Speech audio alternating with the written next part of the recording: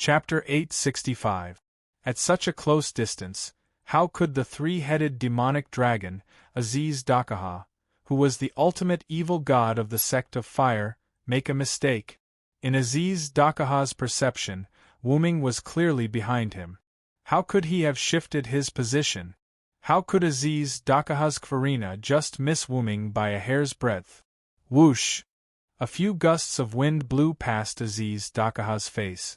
The fog that was slowly dissipating due to the heat rays was also accelerated by the gusts of wind, causing it to dissipate even faster.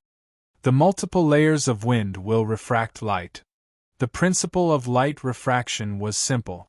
It was nothing more than the refraction of light through different media at different speeds. Aziz Dakaha's guess was right.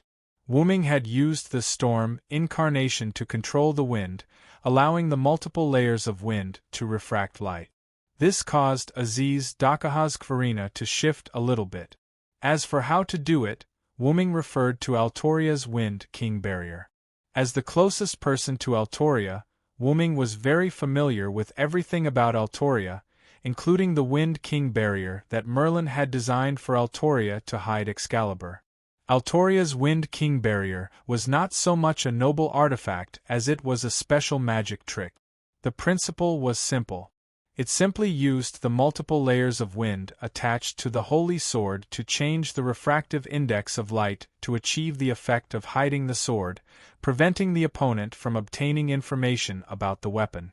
However, the Wind King barrier could only achieve the effect of hiding and not refracting. It could not shift Wuming's figure, and it was even more difficult to shift Kvarina, which was mixed with black origin soil. However, with other assistance there would be no problem. The fog that filled the Devil's Den was the product of Wuming's thunder incarnation to change the form of flood and annihilation. Naturally, it was also Wuming's authority. Thus, it was relatively easy to control. The mist itself was a thin layer of water, but Wuming's mist was an even thinner existence. As everyone knew, water could be refracted. Fog's refraction effect was weaker than water's, but it could still do the same. Whether it was the fog that seemed to be blown away when Aziz Dakaha used Kvarina, or the fog that combined with wind to shift Wuming's position, it was all done by Wuming. However, a simple refraction of light could not make Aziz Dakaha fall for Wuming's trick. Putting aside Aziz Dakaha's three-digit strength, Aziz Dakaha was also considered a wise man. He was not stupid to that extent. Therefore, relying only on storm, flood, and annihilation was still insufficient. In the end, Wuming activated the rarely used magician incarnation. When the magician incarnation that could perform the miracles of the gods, the storm incarnation that brought with it multiple layers of wind, and the flood incarnation and the annihilation incarnation that were affected by the thunder god incarnation, the combination of these three brought about a trick that fooled Aziz Dakaha. The wind covered Wuming's figure, and the fog refracted Wuming's figure. The god's miracle transformed the two into something that could even deceive the evil god, the ultimate illusion. As Wuming spoke, he raised his head and looked at Aziz Dakaha with a pair of golden eyes. Wuming was not good at illusions, but that did not mean he did not know how to use them. Back in Britain, Wuming was influenced by Merlin's powerful illusions. He had a lot of experience in illusions, and today, it came in handy. Although Wuming did not put much effort into illusions, but with the combination of multiple powers, he finally achieved an ultimate illusion that could even deceive the gods. Aziz Dakaha's mistake was the best proof of Wuming's illusion. Just a trick to fool people. How dare you keep me in the dark? Aziz Dakaha was enraged. If Wuming could defeat him in a head-on battle, he would be convinced and would not be angry. After all, Wuming was the root dragon. Even if he was defeated by Wuming, there was nothing to be ashamed of. But Wuming had used a trick like illusions to get behind him? Putting aside the issue of identity, Aziz Dakaha was a three-headed demonic dragon who had mastered thousands of magic spells. It was a great humiliation that he was blinded by illusions. However, Aziz Dakaha did not need to worry about anger. He had no time to dodge. What he needed to think about now was how to deal with Wuming's sun, that had been compressed to the size of a palm and was about to explode. The heat that he had sensed at the beginning was coming from this sun.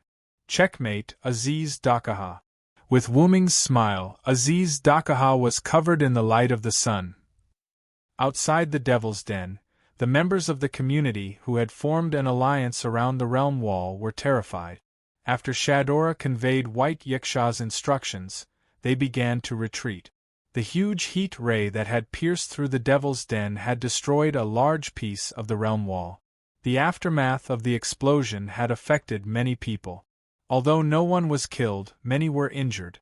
Although the realm wall was not so strong that nothing could destroy it, it was not so easily destroyed. As a huge barrier that divided the community, the quality of the realm wall was naturally guaranteed. Not to mention, there was the existence of the realm gate on the realm wall, which increased the quality of the realm wall to another level. However, it was the strange heat ray that had shot out from the Devil's Den that had easily destroyed the realm wall.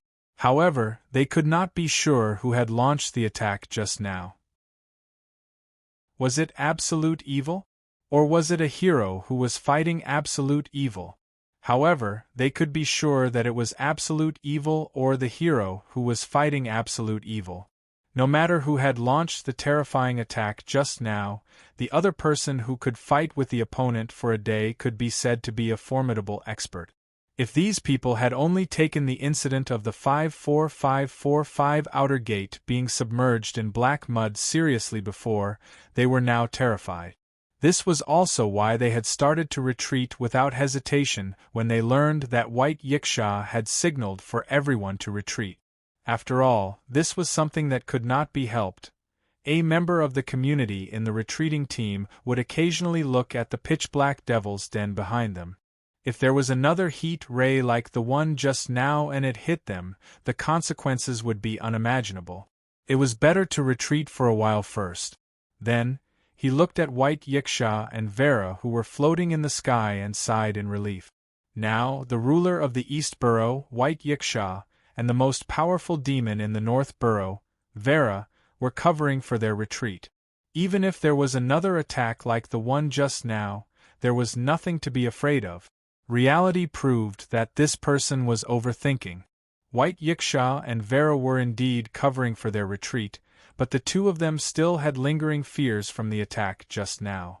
That was absolute evil's move. Chapter 866. White Yiksha's expression was extremely serious. He was absolutely certain that it was absolute evil Azidakaha's move. The strongest gift of the flash element, Kvarina, was formed from the inheritance that destroyed 1/3 of the world. Villa will be fine. Although Vera comforted herself, she was still worried about Wuming. Since Vera was already like this, White Yiksha was naturally not any better. Even if she retrieved the spirit core, she might not be able to deal with absolute evil. If it's really the end. However, before White Yiksha could finish speaking, the entire Devil's Den instantly turned red, as if it was burning from the inside. Sensing the danger, White Yiksha immediately retreated. Then, a blazing pillar of fire shot up into the sky. The entire sky was dyed red, and space began to distort from the heat of the pillar of fire. This is the flames of the sun? White Yiksha raised a hand and covered half of his face. The eruption of the pillar of fire caused a violent gale. The gale seemed to be blowing away the air, sweeping away some of the surrounding teams that had yet to completely retreat. Everyone felt suffocated for more than 10 seconds.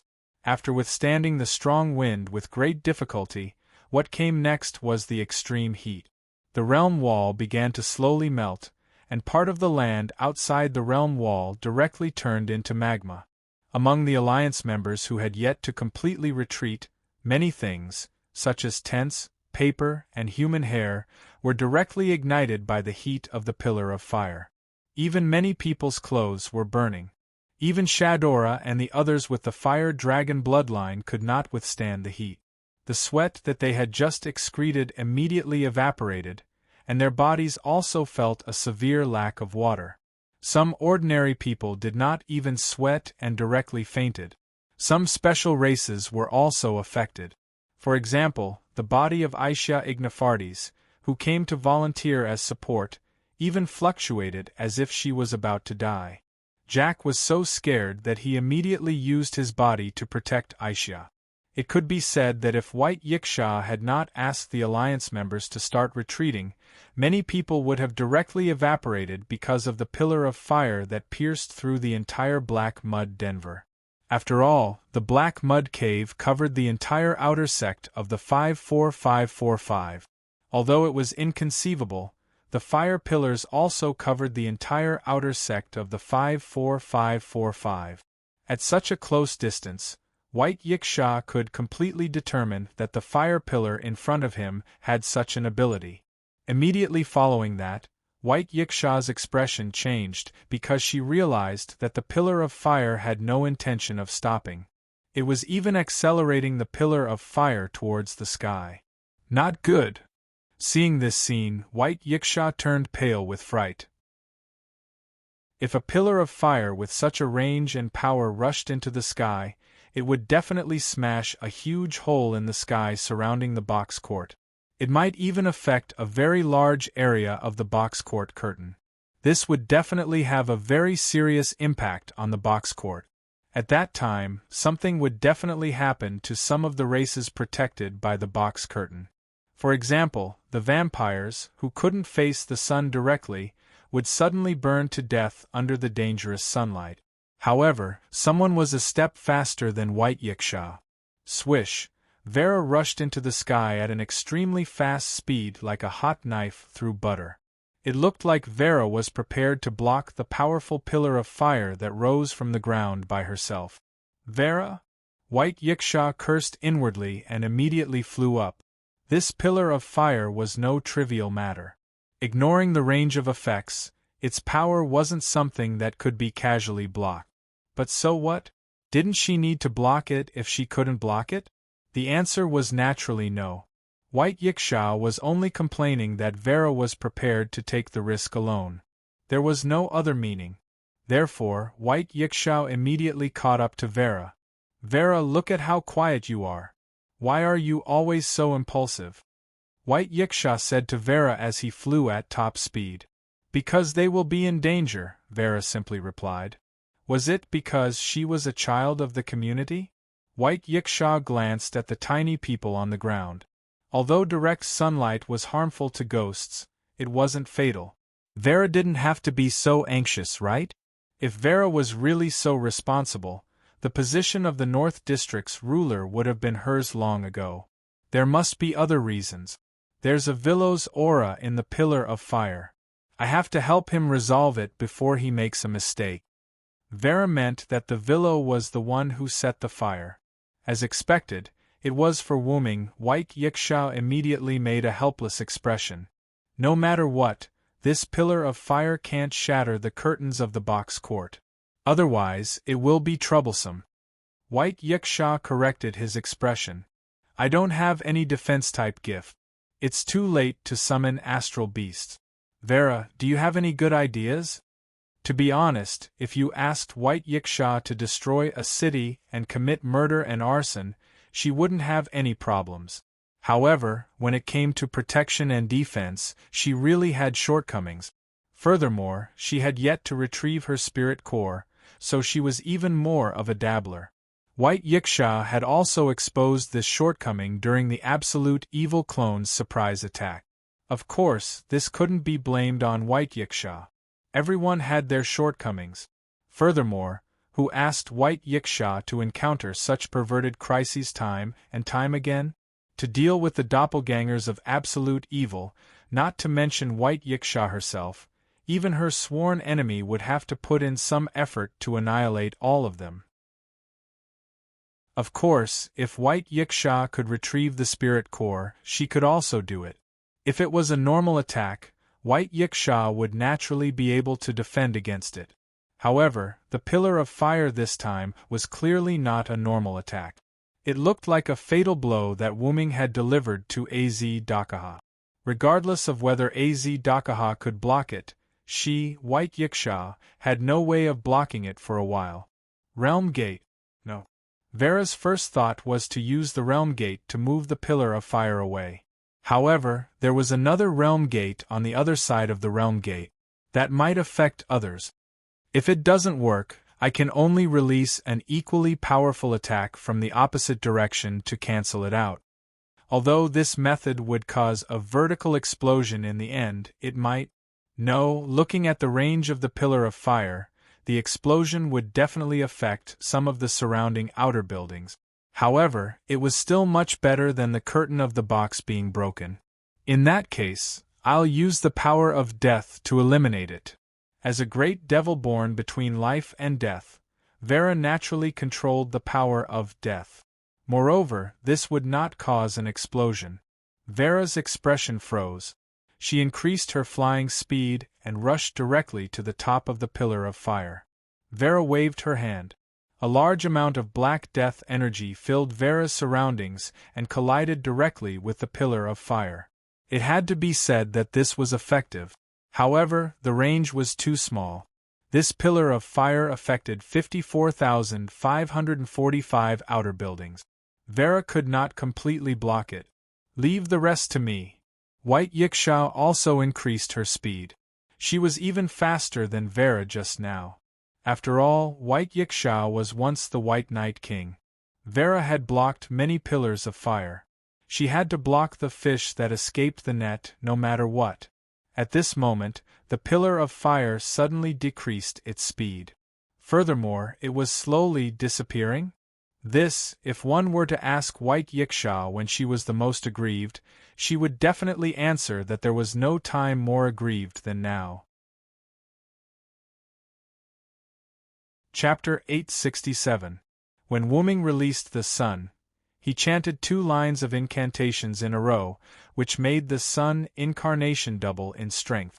Not only that, when Wuming used storm, annihilation, flood, thunder god, phoenix, sun, and magician, the power of the 7 incarnations accumulated was all stuffed into the sun incarnation by Wuming. This not only increased the sun, to the point where it could cause fatal damage to Aziz Dakaha, but also increased the range of the sun incarnation to the extreme.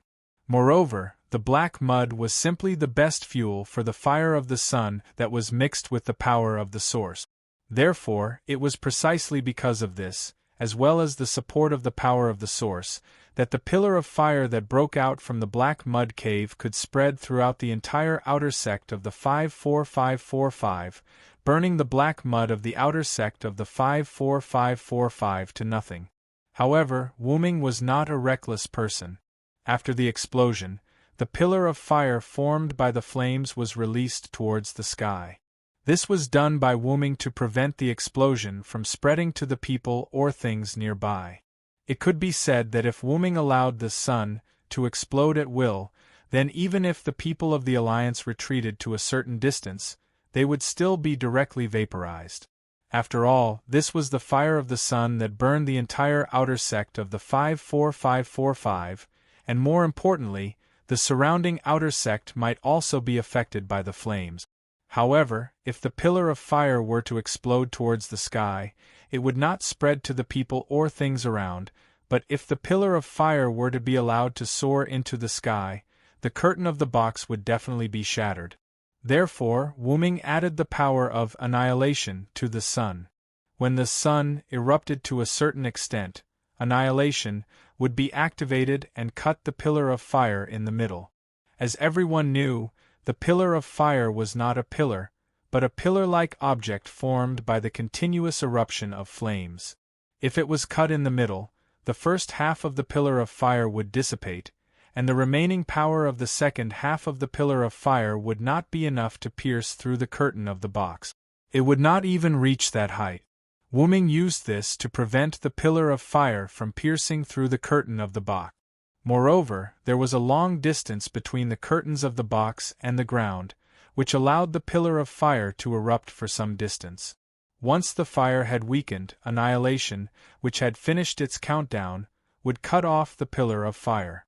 After all, if he used annihilation to annihilate the pillar of fire from the beginning, it was likely that it would not succeed. After all, the power of sun at this moment was far greater than the power of annihilation. He could only wait for the pillar of fire to weaken before cutting it in the middle to achieve the desired effect. It turned out that Wu-Ming was right. After the pillar of fire was cut in the middle, the first half quickly dissipated, and the remaining half of the pillar of fire began to slowly dissipate due to the lack of momentum. Although White Yiksha and Vera didn't know what had happened, they were certain that it was Wu-Ming's doing. He didn't need anyone to clean up his mess for him. He could handle it alone. What a headache! I got a big fright. White Yiksha sighed helplessly, as if he was relieved of his burden. It could be said that Wu-Ming had once again refreshed White Yiksha's worldview. In short, the crisis of the box's curtains shattering had been resolved. However, this crisis was really child's play compared to the crisis of absolute evil. I wonder how absolute evil is doing. With this in mind, White Yiksha looked down. She wanted to see how absolute evil was doing. Clouds floated around White Yiksha, and at the same time, there were many white clouds that blocked White Yiksha's line of sight. It was obvious how high her current position was. If she was outside the box, it would be a life-threatening height for ordinary humans, but it wasn't considered high in the world of the box. It wasn't considered high for White Yiksha either. With White Yiksha's powerful eyesight, she could still see the ground clearly. Although she couldn't see everything clearly, it was almost there. The entire outer gate of the 54545 division had completely sunk into a basin-like structure because this part of the land had completely evaporated. However, at this moment the basin was not completely dry. Instead, it was filled with red magma. This magma was formed from the magma that had not directly evaporated. It filled the entire basin, the size of the 54545 outer gate. Even the realm wall surrounding the outer door of 54,545 had stopped melting after half of it had melted because of the dissipation of the fire pillar. This extraordinary sun flame is actually able to easily melt the barrier of cultivation. If White Yiksha retrieved the spirit spark to recover her strength, she could also use the power of the sun to melt the realm wall, but she couldn't melt the realm wall so quickly. It was still the same sentence. As a separation area, the realm wall that carried the realm door wasn't easily destroyed. Only Az Dakaha, who had fused with the black soil, and Wu-Ming, who had the power of origin, could destroy the realm wall so easily. White Yiksha didn't know much about absolute evil, but she had been in contact with Wu-Ming for so long, but she never expected Wu-Ming to have such strength. White Yiksha was now more and more interested in Wu-Ming's identity.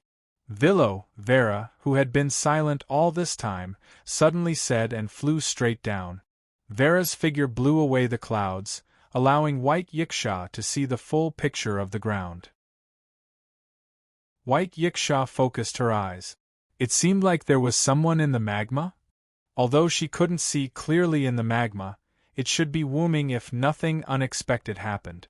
What about absolute evil? White Yiksha suddenly realized this problem. With a trace of worry, White Yiksha suddenly swooped down and followed Vera. The person in the magma was indeed Wu-Ming, but he was motionless at this moment. Other than his shoulders and head floating above the magma, the rest of his body was soaked in the magma. Moreover, a large number of cracks had appeared all over Wu-Ming's body. Specks of blue magic power particles were emitted from the cracks, and he allowed the magma to cause secondary damage to the spirit base. His current appearance was not caused by the explosion of the sun incarnation, but the collapse of the spirit base due to overload. Before, he forcibly used 7 incarnations at the same time, and several of them were directly at the maximum output. Although this spirit base was adjusted to the top of the servant spirit base by Wu-Ming, it still couldn't withstand the use of 7 incarnations at the same time. If it's the original body, it should be no problem at all, Wu-Ming said weakly. If it was the original body, let alone 7 incarnations at the same time, even 12 incarnations at the same time wouldn't be a problem. Wu-Ming had a deep understanding of the strength of his body. Although he was trying to be brave by using his incarnation on this spirit base, he had now achieved his goal. Wu-Ming under the magma couldn't help but clench his hand. Suddenly, a sweet voice came from the sky into Wu-Ming's ears. Villo! Wu-Ming subconsciously looked up. It turned out to be Vera. Are you okay, Villo? Flying above the magma, Vera looked at Wu-Ming, who was soaked in the magma, and felt a little distressed. It's all my fault. I'm sorry. Vera apologized to Wu-Ming with shame. If Wu-Ming didn't help her deal with Maxwell, this wouldn't have happened. However, Wu-Ming shook his head. Don't blame yourself, Vera. Nothing happened to me. Or rather, it was as Wu-Ming wished. As for why at this moment, White Yiksha also came above the magma and asked Wu-Ming nervously. Villo, where is absolute evil now? As if responding to White Yiksha's words, there was a surge under the magma at this moment.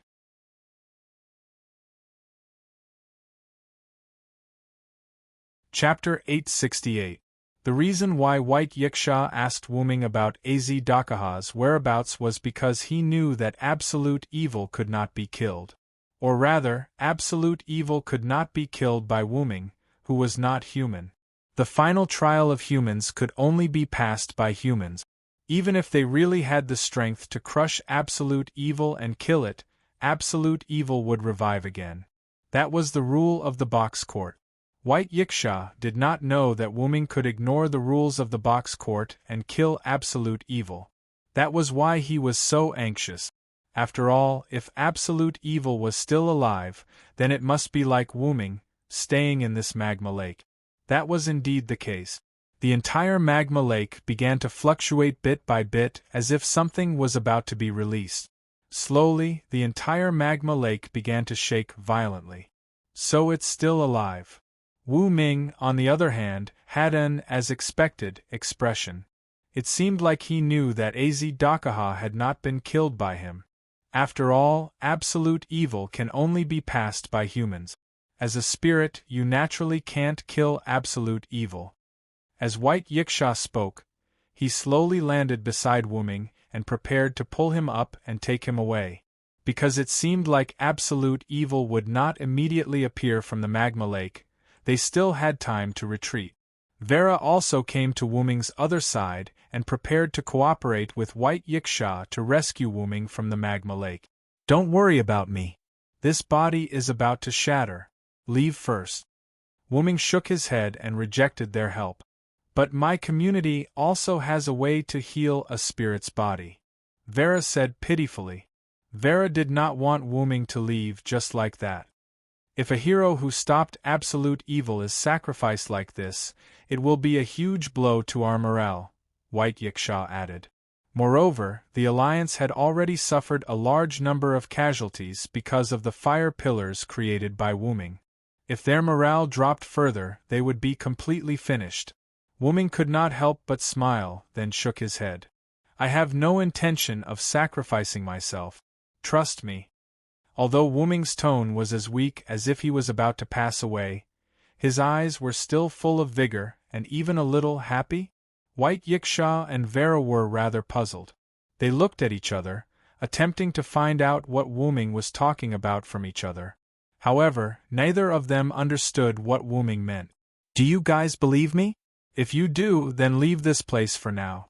Absolute evil will definitely fall into my hands today.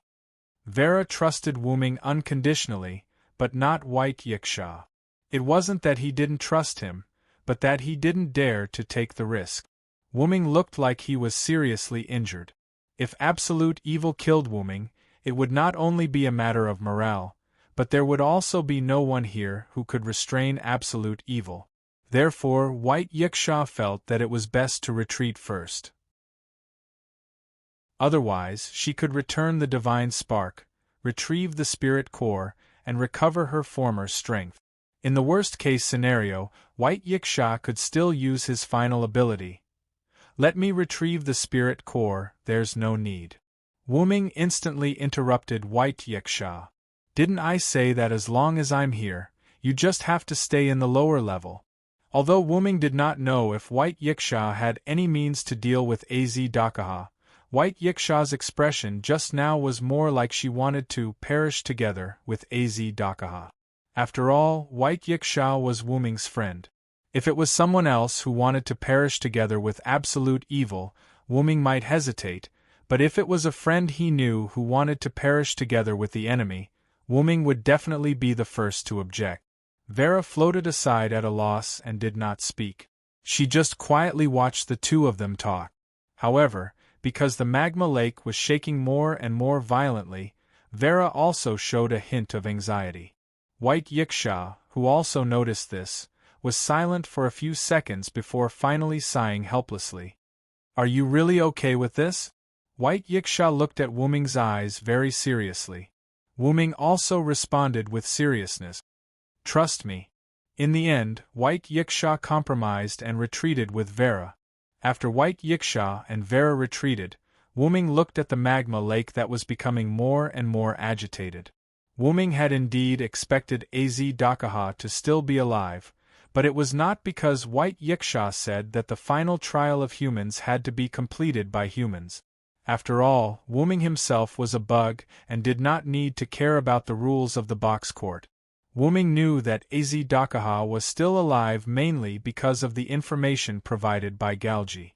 Galji had said that to kill absolute evil, one had to solve the bestowal contest of the human's final trial. Furthermore, one had to break Az Dakaha's shoulders, head, and heart at the same time before killing him. However, because of the black mud at the root, Wu-Ming considered these weaknesses useless. Wu-Ming's clone had obtained more information about Az Dakaha from Galji in the nasalic space. Wu-Ming had also asked Galji about the universe-like power that had instantly killed one of his clones. Wu-Ming also told Galji that Galji had killed one of his clones. Galji was not surprised, perhaps because he had more or less guessed it. However, most importantly, Wu-Ming already knew what the another cosmology was. According to Galji, Az Dakaha's another cosmology was called Avesta. Of course, the name was not important. What was important was the ability of Avesta to imitate the opposite of Az Dakaha's own cosmology of Zoroastrianism and the cosmology of mankind that had to be crossed over. It could be used by Az Dakaha in a limited manner and could be used to counteract the gift of the enemy. To put it simply, Az Dakaha's another cosmology allowed him to simulate the blessings of the enemy and use the enemy's blessings to offset the enemy's blessings. It could be said that the more enemies Az Dakaha had, the more he could imitate and the stronger he would become. Moreover, as long as it was not the Zoroastrian or human cosmology, Az Dakaha would not be injured or even killed after activating Avesta. The gods of the Zoroastrian sect could not kill absolute evil, and humans lacked power. Other races such as gods and astrals could not pose a threat to Az Dakaha after activating Avesta. Az Dakaha didn't even put a 3-digit number of enemies in his eyes.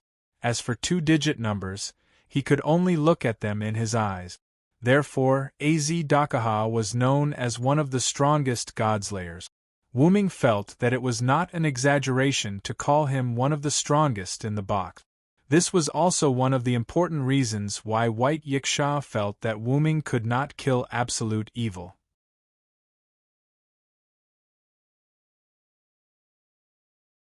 Chapter 869. Wu-Ming was neither a fire worship sect deity nor a human. As long as Az Dakaha had the simulated cosmic atlas, it was impossible for Wu-Ming to hurt or even defeat him. Wu-Ming could ignore the rules of the box and kill Az Dakaha. If the sun, which had condensed the power of 7 avatars, hit the defenseless Az Dakaha, he could definitely kill him. However, Az Dakaha had the simulated cosmic atlas. If Az Dakaha had used the power of the simulated cosmic atlas, he might have been able to survive. Perhaps it was a trump card, but Azzy-Dakaha had never used it. If there was a crisis, Azzy-Dakaha would definitely use it. And this so-called crisis was just like what happened just now. Not to mention, after fusing with the origin black mud, Azzy-Dakaha's another cosmology might have undergone some changes. Therefore, Wu-Ming knew that he could not kill Azzy-Dakaha.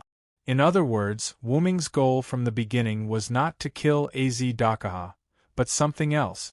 With that thought in mind, Wu-Ming looked at the large whirlpool that had appeared on the magma lake. It was almost time for Azzy-Dakaha to appear. Walala! Like a carp leaping out of the water, Azzy-Dakaha broke through the magma and flew into the sky. At this moment, Azzy-Dakaha was still covered in black mud, but the amount of black mud seemed to be much thinner than before. Azzy-Dakaha's heart seemed to have become transparent. The huge heart kept beating, but other than that, it did not look like he had been soaked in magma, nor did it look like he had been hit by Wu-Ming's sun avatar. But Azzy-Dakaha knew very well that he was almost killed. If he hadn't activated the another cosmology simulation in time, he wouldn't have been able to save himself. I have to say, my old enemy, I have underestimated you. So, then, Azzy-Dakaha opened his mouth again, and the black light began to condense. This was the sign of the Kvarina. I have decided to kill you here and now. In the face of the Kvarina, which was right in front of him, Wu-Ming did not show the slightest hint of panic. You can't do it, Azzy-Dakaha. Although his voice was weak, Wu-Ming had a smile on his face. He did not look like he was about to be killed. Then come and try. The black light in Azzy-Dakaha's mouth became more solid, and it looked like it was about to explode. Even now, you still haven't noticed? Your heart. Wu-Ming couldn't help but sigh. His sigh wasn't for anything else, but for the fact that Azzy-Dakaha hadn't discovered something yet. Azzy-Dakaha thought that Wu-Ming was talking about his heart being exposed, but Azzy-Dakaha did not take it seriously. It's just my heart that's broken. The rule that you have to break my head, shoulders, and heart to kill me is no longer effective against me with power. Wu-Ming was right. The rule was indeed ineffective against Azzy-Dakaha. So what if the rule is still there? You have to know that you are about to be killed by me. This time, Wu-Ming did not care. Is that so? Don't you notice that something is missing? Azzy-Dakaha was stunned. What? After being reminded by Wu-Ming, Azzy-Dakaha realized what he had lost. Die! Without another word, the enraged Azzy-Dakaha spat out the Kvarina that had fully materialized from his mouth. The black light of destruction covered Wu-Ming and gradually covered the magma lake in a semicircular shape. It began to spread to the entire 54545 outer gate. A large number of people in the Alliance army who were affected by Wu-Ming's sun pillar of fire fell unconscious. The rest of the people were relieved because of the disappearance of the pillar of fire, but the black light that followed made the people in the Alliance army who had not yet fallen unconscious suck in a breath of cold air again. They had not even seen the face of absolute evil, and they had been almost wiped out by the aftermath of one after another. In any case, after this battle, after experiencing the disaster of absolute evil and the hero fighting against absolute evil, the aftermath of the battle between the two, for these people, this was definitely an indelible memory full of memories. The same was true for White Yiksha. Let alone experiencing it, she could not even see a battle of this level. What is it this time? White Yiksha felt helpless about the black light that gradually covered the entire magma lake. Do you have to attack with such a large range every time? However, White Yiksha also gave up. Anyway, the entire 54,545 outer gate had been reduced to a battlefield, and it was almost destroyed. As long as the remaining people did not have any accidents, it would be fine. But Vera, who was with White Yiksha, muttered Wu-Ming's name and looked at the spreading black light. Wu-Ming was in the semicircular black light at the moment. Although White Yiksha also believed in Wu-Ming, she still could not help but worry. I hope nothing happens. At this point, she could only choose to believe in Wuming. White Yiksha now regretted that she had promised Wuming not to take back the spirit, but just in case, she still had to prepare. If this black light continued to spread, then she would have to use her own strength. But Wuming was right. She just needed to believe in him. The black light seemed to be stuck and suddenly stopped spreading. Then, the black light began to shrink bit by bit. Villow's methods. White Yiksha heaved a sigh of relief. At least Wuming did not want them to see that he was about to die. The people from the Alliance also heaved a sigh of relief. After all, the danger was temporarily resolved, which meant that they could live a little longer. Taking advantage of this opportunity, the people from the Alliance sped up their retreat. As long as there were no major injuries, they carried the injured and ran. "You bastards, slow down!" Although Mandela had already woken up, his body was still very weak. At this moment, he was being carried away by a few members of Salamandra. Coincidentally, these people were Mandela's trusted aides in Salamandra. But because of the bumpy ride, Mandela's entire body was in pain. "I'm fine. Put me down. Where's Shadora? She's the most important person in Salamandra." Although Mandela was burned unconscious by Wuming's mist, it was not to the extent that he could not walk on the ground. But at this moment, his hands and feet were held by these trusted aides, and he could not use his strength at all. He could only scold these people and ask them to put him down quickly. However, Mandela's scolding was incredible. His trusted aides used all their strength and sped up their retreat. "Sir Mandela, we can't slow down. After all, we still don't know if there will be danger later." Yes, Sir Mandela.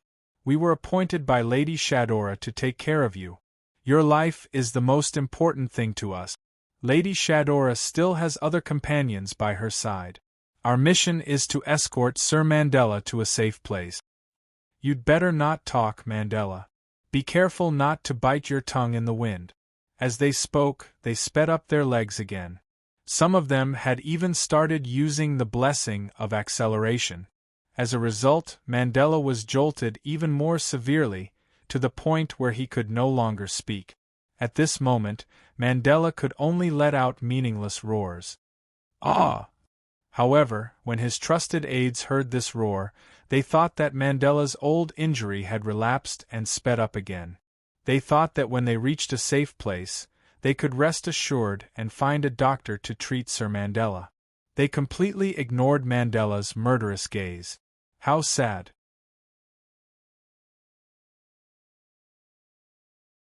Chapter 870. In the Magma Lake, where Wu Ming and Az Dakaha were located. Aziz Dakaha was forced to freeze. Golden chains extended from the lava lake and wrapped around Aziz Dakaha's body, locking him tightly in the air. However, the chains did not lock him in from all directions. Although it was strange, Az Dakaha could not move. At the same time, the Kvarina of the hegemon was also locked by Aziz Dakaha. This is... Even though Az Dakaha was immobilized by the golden chains, he could still speak. "My Kvarina." In his free time, Aziz Dakaha still had the time to marvel at the disappearance of his gift. At this moment, Wuming's voice entered Az Dakaha's ears. "What a pity, Az Dakaha." Az Dakaha looked down. Wuming was still soaked in the lava lake, but the cracks on Wuming's body were getting bigger. It looked like he was about to disappear. Is this the power of the origin power? It is indeed powerful, ha ha ha.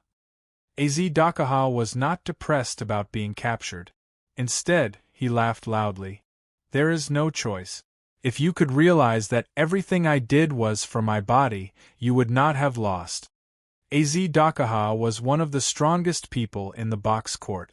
Moreover, he had the origin black soil. Az Dakaha had the ability to stop Wuming from finding his body. That's right. Wuming's goal from the very beginning was to find his body. Wuming did not want to cause trouble for Az Dakaha. He only wanted to find his body after saving Shadora. In the end, Az Dakaha attacked Wuming. Wuming and Az Dakaha fought for a day in the Devil's Den just to find out if Wuming's body was in Az Dakaha's body. After confirming that his body was hidden in the form of a ball of light in Az Dakaha's heart, Wuming began his plan. He used the fog to cover himself and approached Az Dakaha at lightning speed. He used a power that even his spirit base could not withstand to attack Az Dakaha. He wanted to break open the black soil around Az Dakaha's heart and reveal his heart. Once it was revealed, everything would be easy. At an extremely close distance, Wuming and his body would form a connection. Wuming's consciousness would then be able to return to his body. The moment he returned to his body, Wuming felt that his injuries had healed. The black soil was also expelled from his body.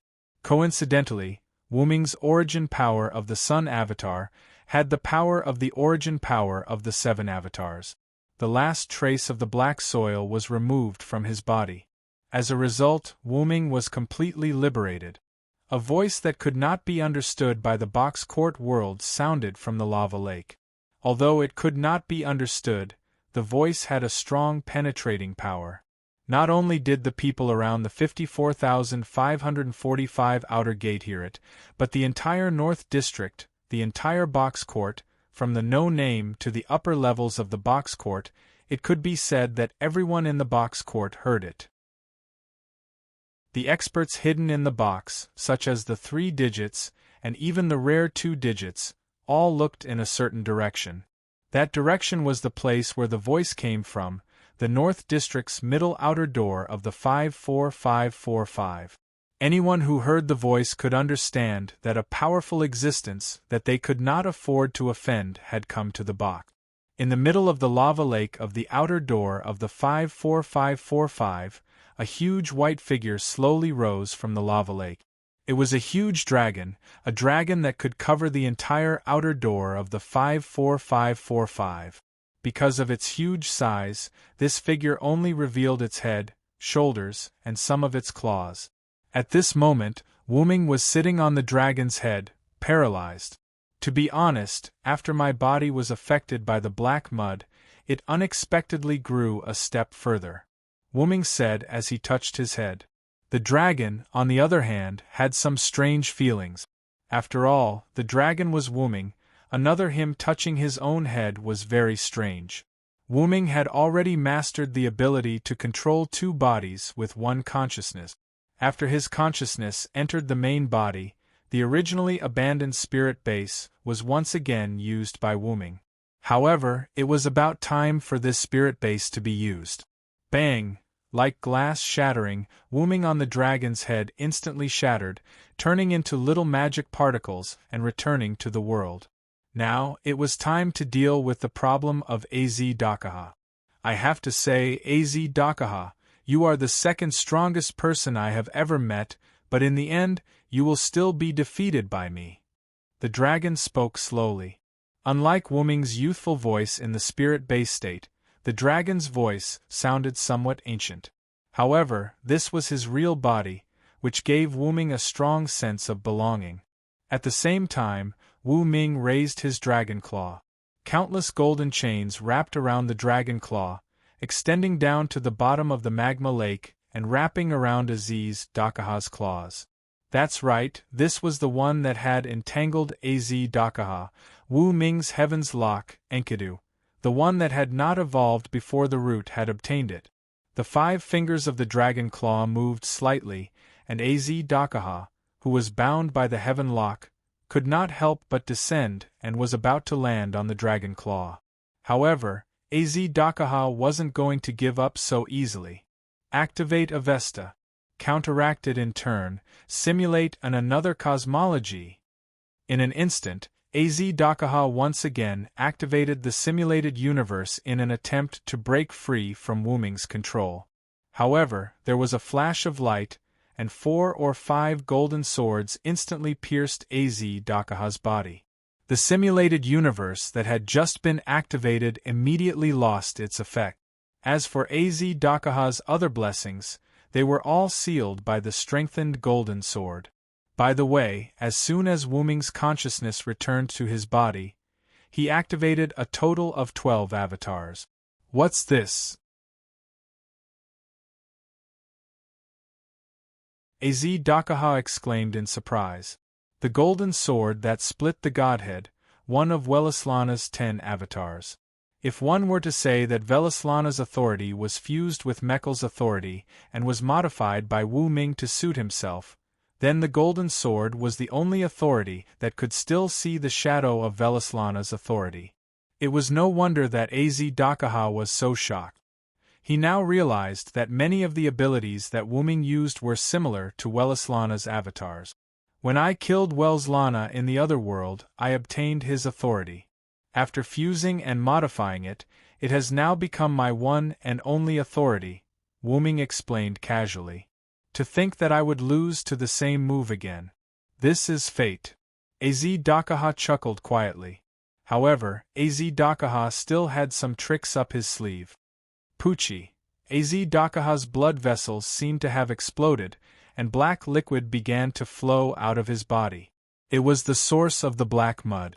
Wu Ming's son had removed the black mud from Wu Ming's body, but Wu Ming did not remove the black mud from Az Dakaha's body, so Az Dakaha still had the power of the black mud.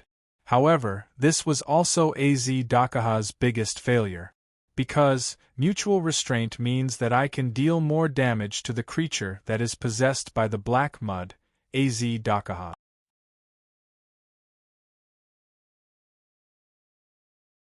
Chapter 871.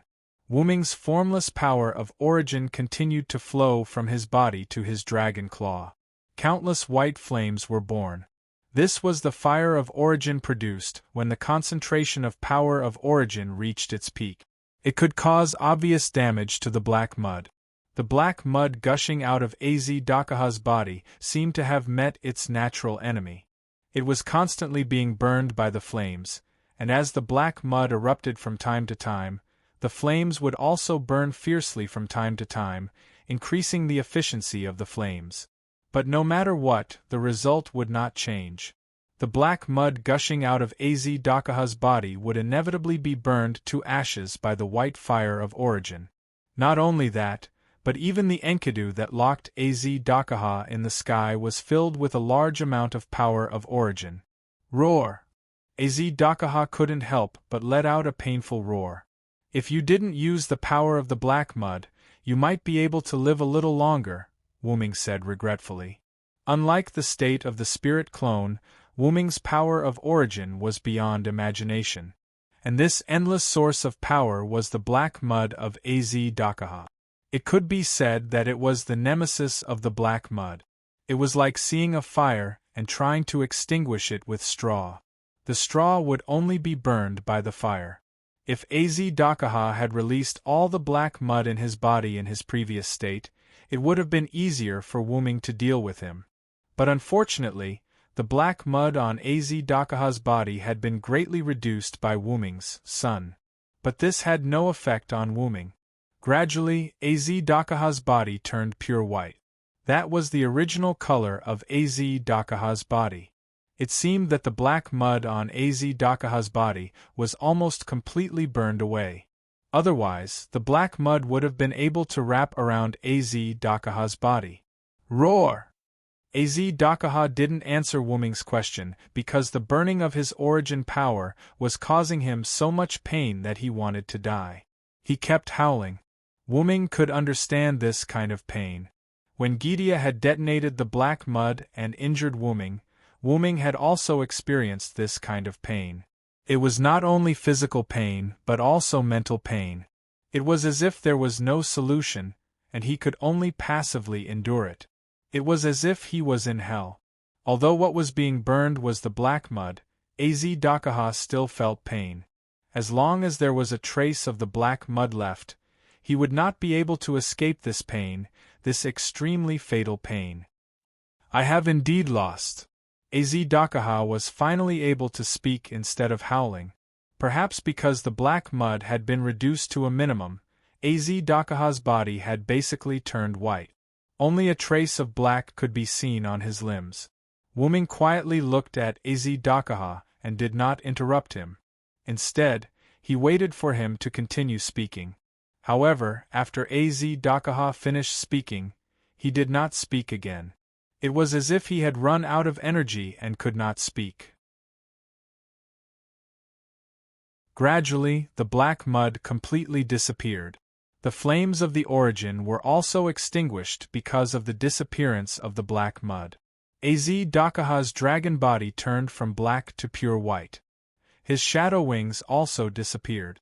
He was now like a three-headed lizard, locked in Wu-Ming's dragon claws by the heavenly lock. Reality proved that the black mud had indeed been completely burned away by the flames of the origin. Under Wu-Ming's command, the celestial lock loosened slightly. The pure white three-headed dragon that was still unable to escape the celestial lock, its four limbs drooped loosely towards the ground. Az-Dakahar's left and right heads also drooped naturally. Only the head in the middle seemed to be struggling helplessly before it slowly lifted its head. Its black and white eyes carefully looked at Wu-Ming. Then Az-Dakaha spoke. "Dragon of origin, this is indeed your victory. However, absolute evil, that you killed will still be born. This is a trial that humans must overcome." As someone who had temporarily become Wu-Ming's kin because of the black mud, Az-Dakaha now clearly understood what the dragon of origin was.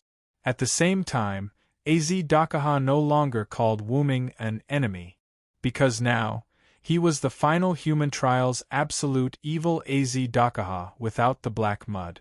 He was no longer Wu-Ming's kin. Your identity and status are indeed above the world. However, the world will not completely give in because of your interference. Even if I cannot be resurrected, a new absolute evil will be born for humans to test. As Az-Dakaha spoke, his head in the middle gradually lowered. You don't have to worry about the future. Wu-Ming did not have any ill intentions. He was just stating the truth. As he was about to die, he could not see the future. Ha ha. You're right. Being able to let go of everything and enter a deep sleep is not bad. Az-Dakaha laughed as he looked at Wu-Ming. He began to talk to himself. It's a pity that humans did not surpass me. With that, Az-Dakaha's head drooped down, and there was no more movement. He's already gone? Although Az-Dakaha looked like he was asleep, he was indeed dead. At this moment, of the two dragon horns on Wu-Ming's head, the one at the back shone. The light shone on Az-Dakaha's body as if it was scanning him. Then, a cold but slightly emotional female voice entered Wu-Ming's mind. "Master, it's confirmed that Az-Dakaha is mentally dead. Thank you for your hard work, Kalas." Wu-Ming's voice was filled with emotion. The female voice that appeared in Wu-Ming's mind was Wu-Ming's magic attire. It was an extra sister machine of the same model as Ilya's Ruby and Mayo's Sapphire Sophia, Lapis Kalas Balit. This crown-style magic attire followed Wu-Ming's body to the box garden world. Of course, Enkidu also came with it. After confirming that Az-Dakaha was dead, the heavenly lock around Az-Dakaha's body was dispelled. Then, it wrapped around Silent Dragon's arm and returned to its original position. "Thank you for your hard work, little N." Wu-Ming's hard work was indeed related to the two of them helping to deal with absolute evil and checking on absolute evil's death. But more importantly, it was Wu-Ming's gratitude to Enkidu and Kalas for protecting his body in the box garden world. He thanked them for protecting him.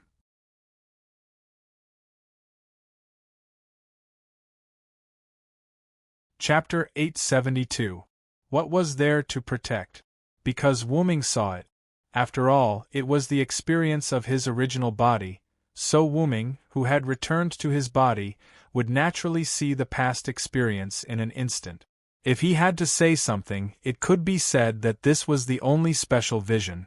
At this moment, Wu-Ming slowly closed his eyes, preparing to digest the things he had seen before. The moment Wu-Ming returned to his body, he saw all the experiences of his body in the world of the box court. However, because Az-Dakaha was still in front of him, Wu-Ming did not look at it in detail. Now that Az-Dakaha had been destroyed, Wu-Ming could read it again. Back then, when the box court had just been established, Wu-Ming's body fell from the sky into the box court, and coincidentally, it fell at the location where No Name used to be. At that time, No Name had not yet established a community in that location, and the surrounding area was even a wasteland. Of course, most of the areas in the box court's early days were wastelands, because there were not many people in the box court when it was first established.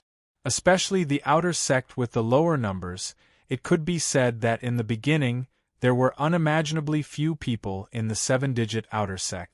Similarly, because the box court's early system had not yet been established, the box court could be said to be very chaotic at that time.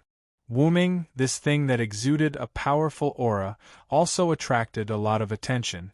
Many forces and even individuals came to the 7-digit outer sect to investigate, but the result was naturally to no avail.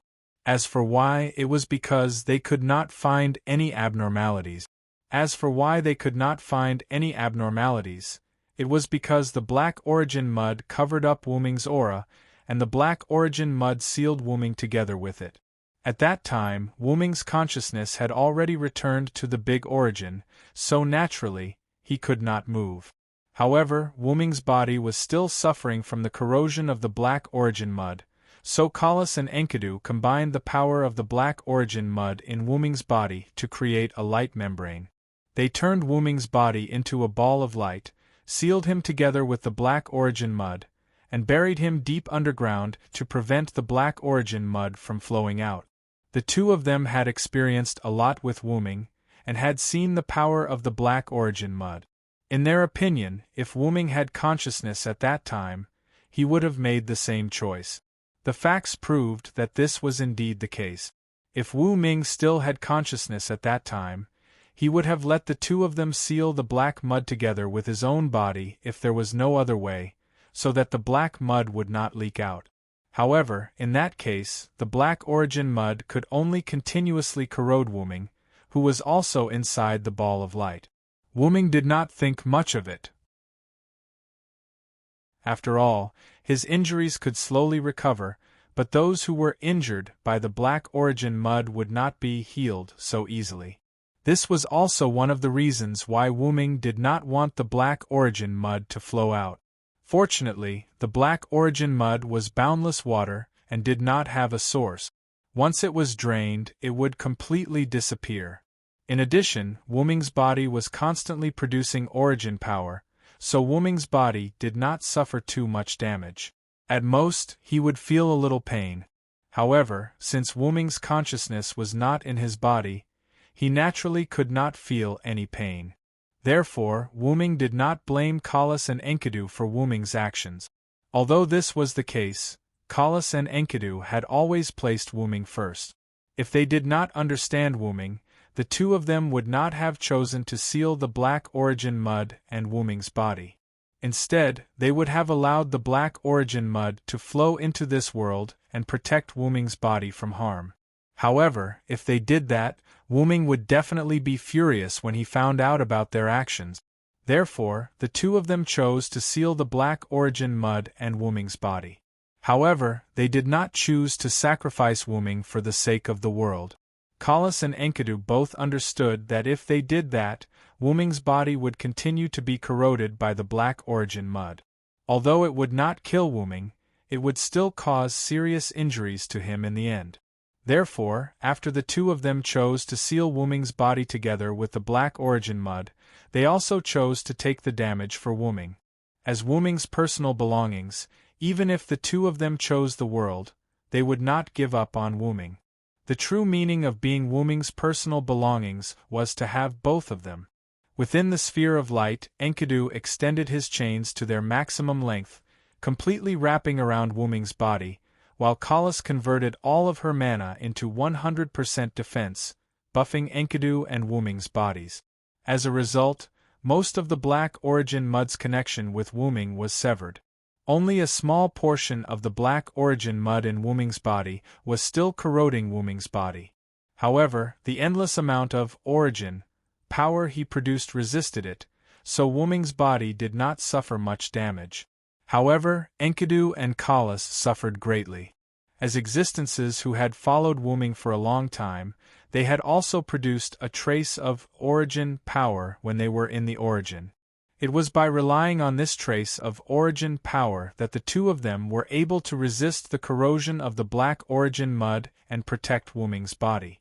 However, it was precisely because they had origin power that the two of them continuously endured the pain brought about by the black origin mud. By the way, Kalas had used her ability to scan Wuming's consciousness and determined that Wuming's consciousness had automatically returned to the backup machine in the origin because he could not bear the pain brought about by the black origin mud's explosion. Also, although the explosion had also affected Enkidu and Kalas, the two of them were unexpectedly only slightly affected by the explosion, while Wuming seemed to have taken the brunt of the damage caused by the black origin mud. Under the circumstances where they were not injured, the two of them chose to seal the black origin mud and Wuming's body, protecting both the world and Wuming's body, while quietly waiting for the day when Wuming would find his body. It had to be said that Wuming was quite angry when he saw this scene. What they did was no different from slow suicide because they could not resist the corrosion of the black origin mud at all. If possible, Wuming really hoped that the two of them would have allowed the black origin mud to corrode Wuming. Although it was impossible to guarantee that the two of them would not be corroded by the black origin mud, they could have attracted a lot of firepower. Although it was just a guess, it made sense that Wuming had attracted the firepower when Gidia detonated the black origin mud. After all, Wuming was a good fuel for the black origin mud. Even if he had to take a lot of damage, it would not have been a big deal. After all, Wuming's body could produce an endless amount of origin power, so he was not afraid of the black origin mud. At most, he would be seriously injured. Speaking of which, it was really strange. Kalas and Enkidu were willing to sacrifice themselves for Wuming, while Wuming, who saw this scene, was also willing to let himself attract the firepower. It was really contradictory. However, it was also because of this that the bond between Wuming, Kalas, and Enkidu was manifested. It was also because of this that Wuming said emotionally to the two of them, "Thank you for your hard work." But in the end, the two of them still survived. Even if Wuming's consciousness was not present, he would not just wait for the two of them to suffer continuous damage and slowly die. This was because Enkidu's body, chains, and Kalas's body, crown, were tightly attached to Wuming. Because of this, the origin power in Wuming's body seamlessly acted as a reinforcement. The origin power was transmitted to the two of them, allowing them to successfully resist the black origin mud and survive until now. Because of the black origin mud, Wuming's aura had been concealed very well. Many people who had established a community in the outer sect of 210-5380 did not discover any traces of Wuming. It seemed that they had completely treated the legend of a mysterious object that had once fallen here as a mere story. Day after day passed. Gradually, Wuming completely cleaned out the black origin mud in his body. Kalas and Enkidu also had the support of Wuming's origin power to slowly devour the black origin mud. And when the amount of black origin mud decreased to a certain extent, Wuming's powerful, mysterious, and noble aura leaked out. As a result, Wuming's aura caused the surroundings to change.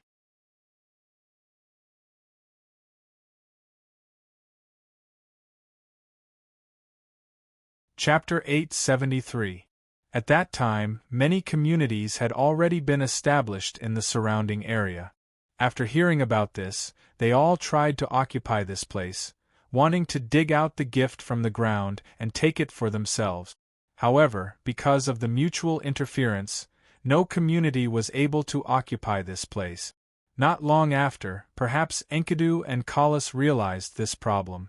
The reduction of the black mud caused Wuming's aura to leak out a little. Therefore, the two of them worked together to use the power of the origin in Wuming's body to strengthen the seal of the light membrane, causing the leaked aura to disappear. However, even if the aura disappeared, it was too late. The mysterious aura had indeed appeared here before, so it was still debated, and the surrounding communities were still fighting over it. In the past, No Name, who was not far from here, heard about this matter and came over. They took root in this land and put an end to the surrounding communities' greed for the powerful gift under this land. At that time, No Name was the ruler of this area, so they had the right to do so. Of course, there were rumors in the outside world that No Name came to be the peacemaker in order to monopolize the mysterious gift in this land. However, No Name did not have such intentions. Even if they did, they would not be able to find the specific location. After all, the seal had been strengthened by Enkidu and Kalas. However, there was no guarantee that there would be a next time when the aura would leak out. No Name, who did not monopolize the mysterious gift Wuming, once again sealed this land. Although it was called a seal, it was actually just a barrier that isolated them from the outside world. The purpose seemed to be to prevent Wuming's aura from leaking out again. Days passed like this, and Wuming's aura did not leak out again. Some of the surrounding communities also changed dynasties. Simply speaking, this matter had gradually faded away. However, 3 years ago, the Demon King suddenly attacked No Name for unknown reasons. After defeating No Name and taking away almost everything No Name had, the people behind the Demon King dug up Wuming along with the ground and took him away. Even if the other party didn't come for Wuming, they must have planned to kidnap this mysterious gift of Wuming as well. It seemed that the hole that Wuming had seen in No Name, that had a trace of his own aura, was left behind in this way. After that, perhaps for the sake of research, someone accidentally broke the seal. As one could well imagine, the source of the black mud emerged. Although Wuming couldn't see the other party's face clearly, he knew that they were definitely from the faction behind Galgi. Although they also realized that there was something in the black origin mud, the power of the black origin mud might have exceeded their expectations, and they panicked for a moment. But right after that, Wuming, Enkidu, and Kalas all entered a black box, which seemed to be a seal-type gift. This didn't mean that the black root soil was harmless just because Enkidu and Kalas stopped their plan to eliminate it. The black root soil was still very corrosive when it was with something that was filled with the aura of origin power. In short, Wuming was sealed again. However, it seemed that the seal wasn't very effective. The black root soil was constantly corroding the seal, and this was also thanks to Wuming's origin power, eliminating a large amount of the black root soil. If it was the original amount of black root soil, let alone 3 years, the seal would have been broken in less than 3 days. And because they seemed to have fallen into the hands of an unknown enemy, Enkidu and Kalas slowed down or even stopped their work of eliminating the black root soil. They wanted to wait for Wuming to come to this world first. After all, if they completely eliminated the black root soil before Wuming arrived, Wuming's unconscious body would definitely be used by this unknown enemy. As for why, Wuming guessed that the other party was the enemy behind Galgi, but Enkidu and Kalas didn't know. However, there was one thing that they were certain of, and that was that the people who attacked No Name and took away Wuming's body were not good people. At the very least, they were already on opposing sides, not to mention that these people were also trying to study Wuming. And the black root soil became an invisible shield, protecting Wuming's body from being studied by the enemy. And without origin power, these people had no good way to break the black root soil unless they assimilated with the black root soil. However, Wuming felt that they would definitely not choose to do so. As for why, it was just Wuming's intuition towards these people with bad habit. After that, about 3 years had passed. From time to time, some people would open the seal to examine and study it. It seemed that they were not willing to accept the fact that the black root soil was a hot potato, and felt that they had to study it even if they had to burn the skin of their hands. During this period, people or objects would be thrown in from time to time, as if those people were studying the black root soil. However, whenever a third-rate person came in, Enkidu and Kalas would use their origin power to corrode the black root soil, and the stimulated black root soil would corrode the person who came in. It must be known that if the black root soil was accepted by an outsider, it would fuse with that person like a symbiotic entity. If that happened, it would be difficult to deal with, which was why Enkidu and Kalas did this. As for indirectly causing the death of someone, sorry, but this was the right thing to do. First, it could prevent the enemy from studying Wuming's body, and prevent the enemy from having the opportunity to study it. Second, it could prevent the black root soil from fusing with an outsider as a parasite, because if an evil person were to coexist with the black root soil, then it would cause a disaster in this world. Thinking about it this way, Enkidu and Kalas could be considered to have contributed to the box garden world. In short, they did not study anything for 3 years. It was unknown whether they were not in a hurry or were not interested, but the number of times they opened the sealed box to experiment on Wuming also decreased. Perhaps it was also related to the fact that they did not study anything even once. One day, someone opened the seal on the box and put Wuming's body into multiple layers of gift card. Without the seal effect of the box, the mere gift cards could not resist the corrosion of the black root soil. In the end, the black root soil destroyed all the gift cards, and the black root soil poured into the outside world. At the same time, the black root soil seemed to have broken some kind of seal on the outside world and released a white three-headed dragon. The last thing Wuming's body saw was the three-headed dragon absorbing the black root soil, including Wuming's body, into its body. The light that Wuming's body turned into was right where the three-headed dragon's heart was. Needless to say, this was definitely Galji's doing. He put the unsealed black root soil into the seal of absolute evil. The black root soil, which was also a bug like Wuming, easily broke Az Dakaha's seal. Wuming already knew the rest, so he didn't need to continue watching.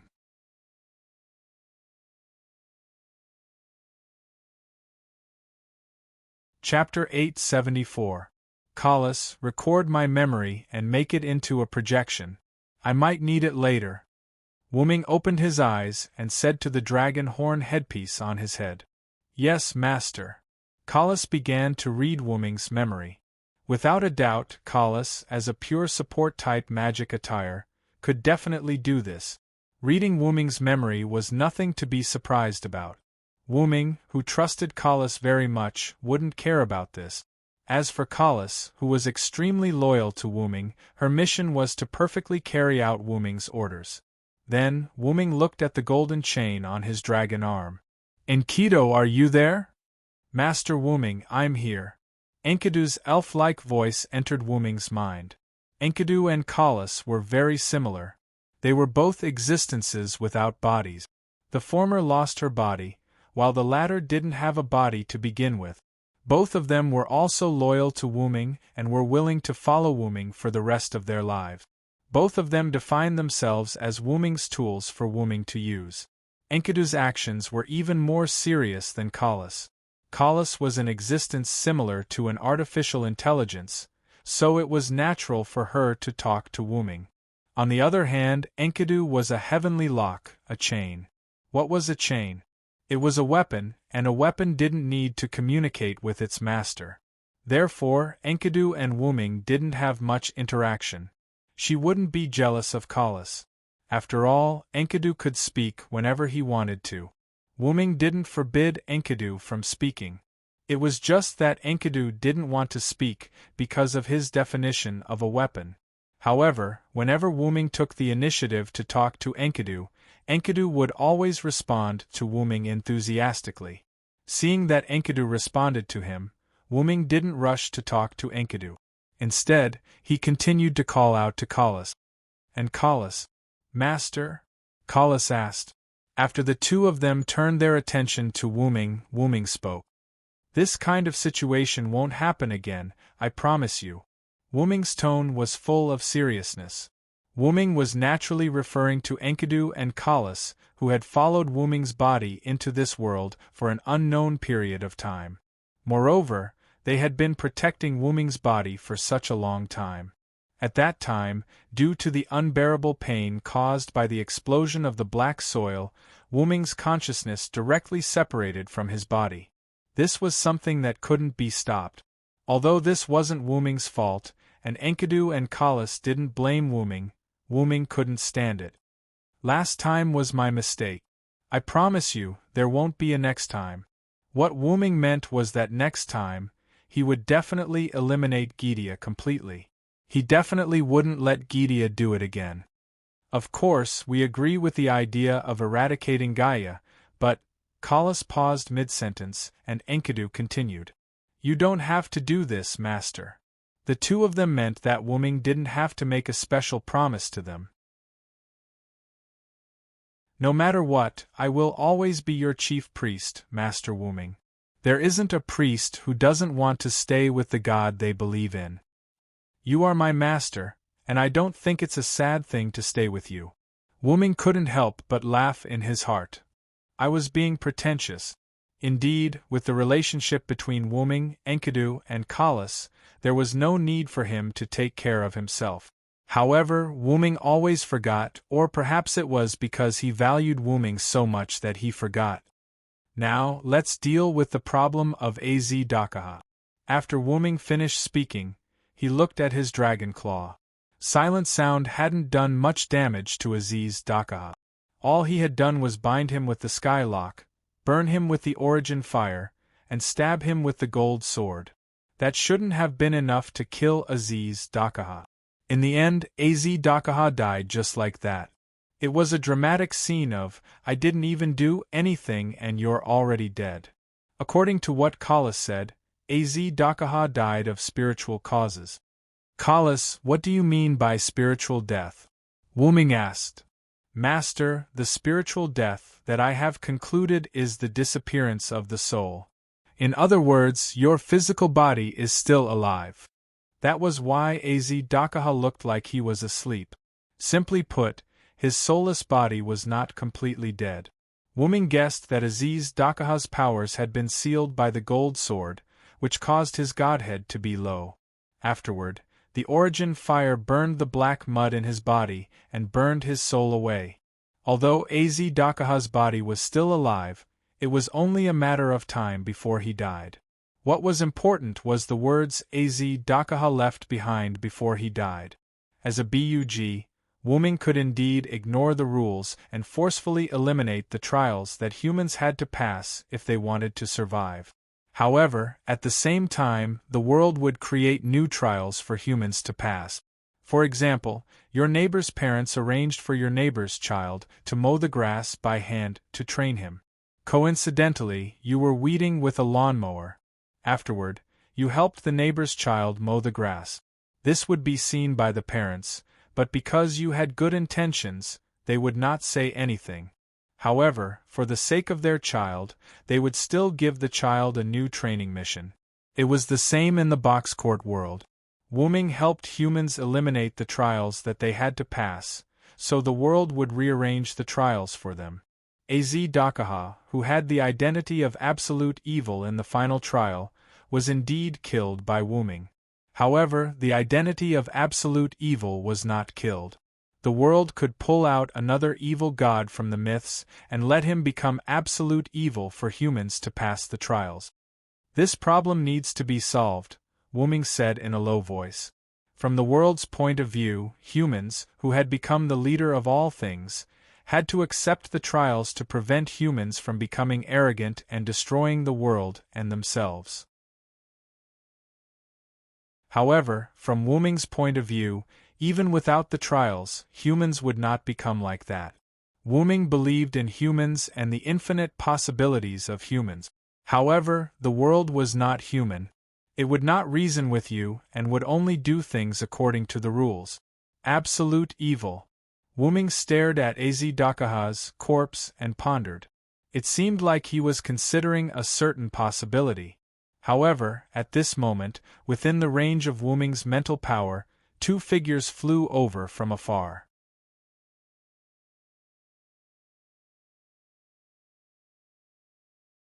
Chapter 875.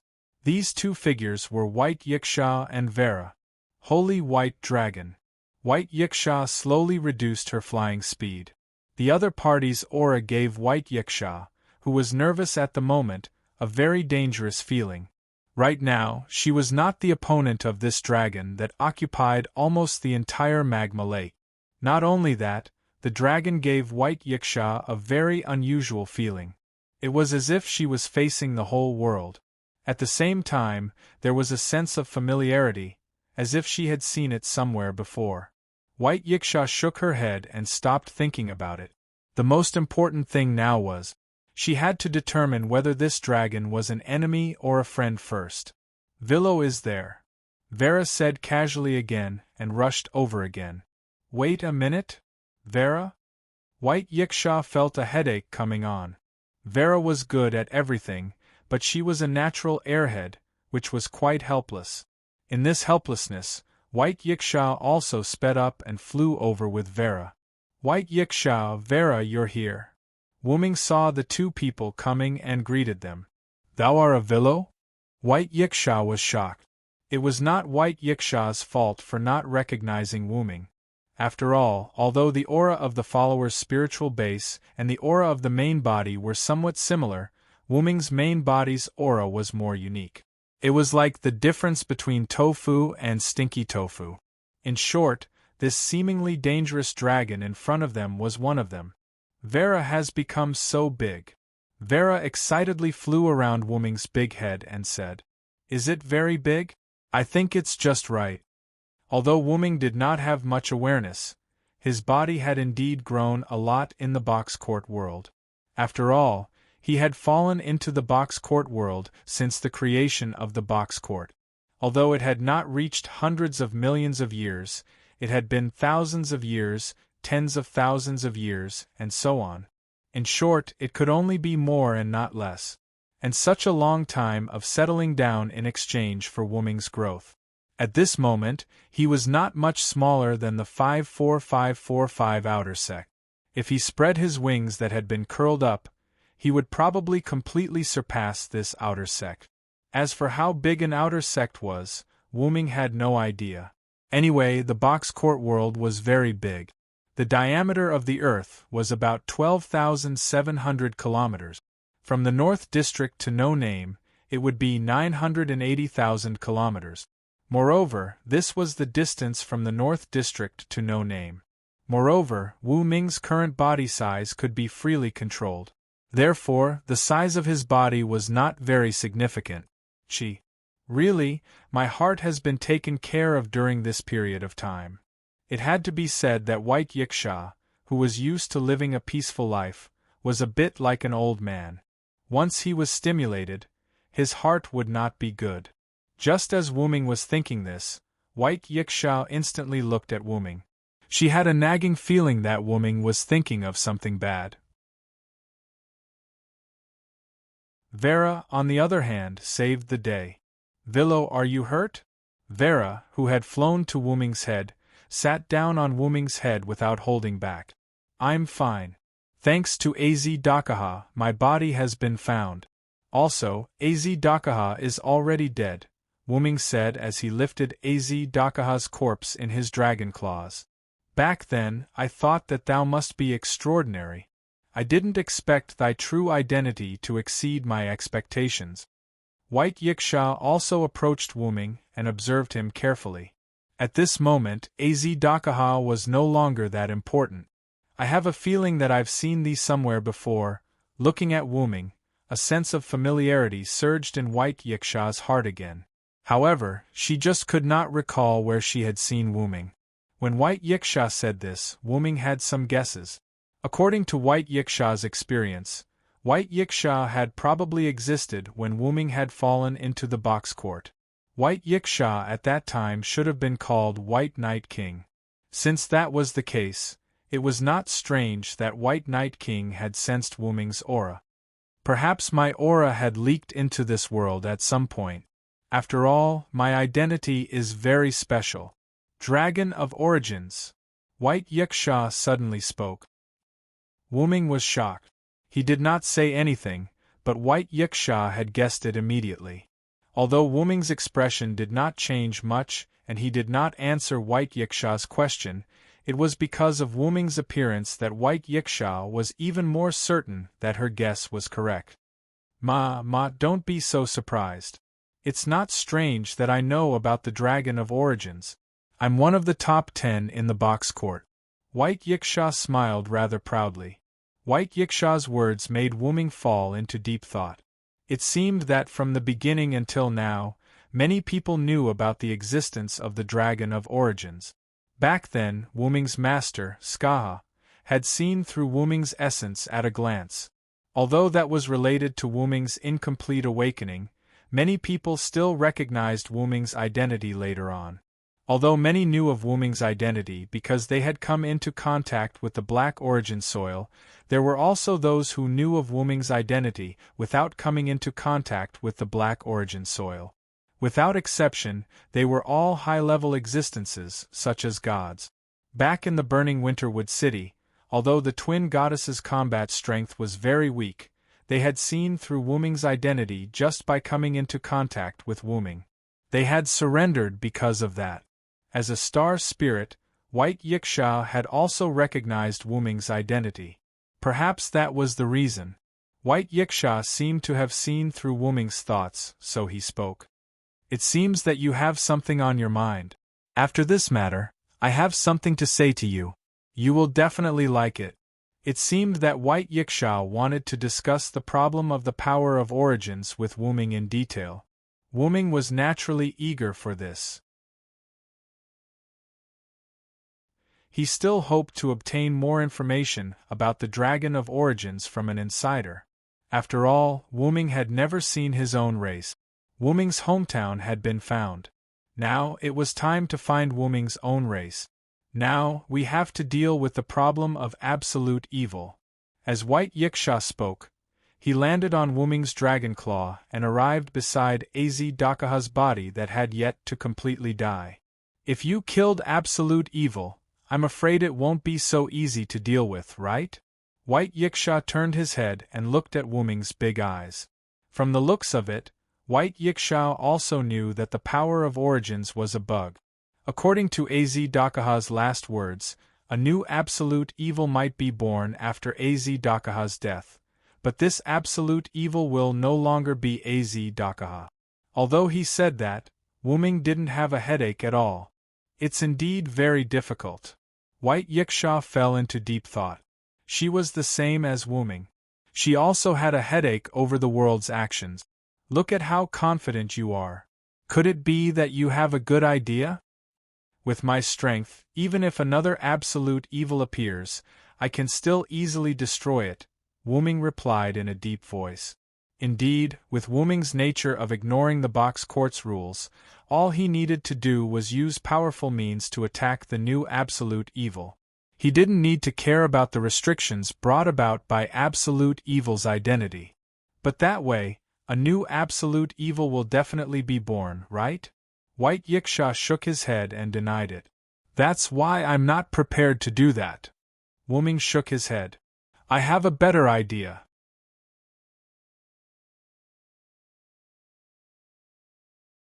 Chapter 876.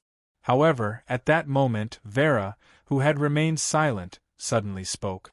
Villo, isn't it hot to stay in here all the time? Vera asked in concern as she tilted her head. After hearing Vera's words, Wuming also realized this point. It's not hot, but I still have to thank Vera for her concern. As the magma didn't cause much damage to Wuming, well, basically no damage, Wuming subconsciously ignored this point. To Wuming, soaking in the magma was like soaking in a hot spring that wasn't too hot. It wasn't very comfortable, but it was at least warm. Speaking of which, it's indeed inconvenient to talk to you like this. After Wuming said that, his body emitted light as his dragon body transformed into a blob of light that instantly shrank. When the light dissipated, Wuming in his human form floated in the air with Vera in his arms and appeared in front of White Yiksha. He still had black hair and red eyes. There weren't any major changes. "Where's Absolute Evil's corpse?" White Yiksha asked. "How could such a large human in the final trial be gone in an instant?" "I've placed Az Dakaha's corpse in my gift card. It might come in handy later." As Wuming spoke, he raised his free hand and waved the gift card in his hand. Ignoring the fact that the three-headed dragon was already dead, his body wasn't completely dead. Even if it was a living creature, it could be stored in the gift card. Wuming's body had been stored in the gift card, so Celestia could also enter Wuming's gift card. By the way, White Yiksha, did the flames created by the sun's incarnation injure anyone? Wuming was very clear about the power of the flame pillar created by the sun's incarnation. It was a powerful flame that affected the entire outer sect of the 54545 sect. If there was anyone around, they would probably be injured if not killed. "Thanks to you, no one died." When Wuming said this, White Yiksha was furious. After all, the power of that attack was too great. If White Yiksha hadn't been cautious and let the people of the Alliance retreat first, not many of them would have been able to survive. This wasn't a joke, but a fact. Not many people in the Alliance could withstand Wuming's Sunday. Although it was called an alliance, it was only a team formed by a dozen or so communities in the outer sect. Furthermore, due to Absolute Evil's sudden attack, it was unrealistic to instantly form a true alliance. If not for Vera's presence and the news of White Yiksha's impending arrival, few people would have been able to resist Az Dakaha. After all, White Yiksha, White Yiksha, White Yiksha's White Yiksha, and Yiksha's White Yiksha's thought. They were the weaks, they were Yiksha. However, if they ran away, the ordinary residents of Boxting would suffer. The reason why these communities were able to take root in their respective lands was not because of their powerful strength, but also because the nearby residents helped each other. "If you can save my life when I'm in danger, it's not in vain for me to take care of you." This could be considered a debt of gratitude. However, people like Shadora didn't care about debt of gratitude. Or rather, she still didn't understand the so-called debt of gratitude. In her opinion, her salamandra was taken care of by the outer sect members of the 54545 Yiksha. Therefore, she would definitely stand in front of everyone to fight against the incoming enemy. Moreover, if a Yiksha escaped, the reputation of the Yiksha would be ruined. The Yiksha world's most important component. If one had to describe it, it was equivalent to a country. However, Yiksha had a lot of countries. The name and flag of a country naturally became the two most important things. And the thing that was linked to these two was reputation. Although Yiksha didn't have a bad reputation after being attacked by the Demon King, they were no longer welcomed by others. After all, Yiksha was so weak that they couldn't even feed themselves, let alone have any value in befriending them. However, No Name did not have a bad reputation. In other words, if No Name became stronger, there would still be people who wanted to befriend him. Similarly, if your reputation was tarnished, then no one would want to befriend you. In fact, no one would want to befriend you in the future. As mentioned earlier, the number of communities in the box court world was more than the number of stars in the sky. There was no need for the other communities to be so close to you, as there were other communities that could replace you. Under the same condition with only one variable, if one community had a much better reputation than the other, any smart person would choose to associate with the community with a good reputation instead of the community with a bad reputation. From this, it could be seen how important reputation was to the community. Therefore, when they learned that Vera and White Yiksha were helping, these people gritted their teeth and took a gamble. If they won, it would increase their reputation. If they lost, then. Anyway, if they didn't gamble, they wouldn't be able to survive in the end.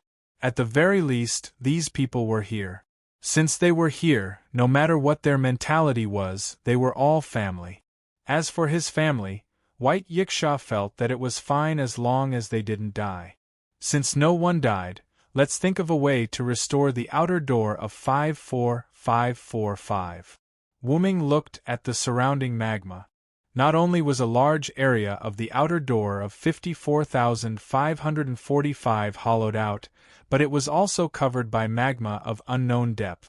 Even if there were any special gifts, it would take a long time to restore the outer door of 54,545 that had turned into magma to its original state. Thou needn't worry about that. Although it will take a lot of time, it's just the ground and buildings. It's not difficult for me or the people of outer door of 54,545. White Yiksha was right.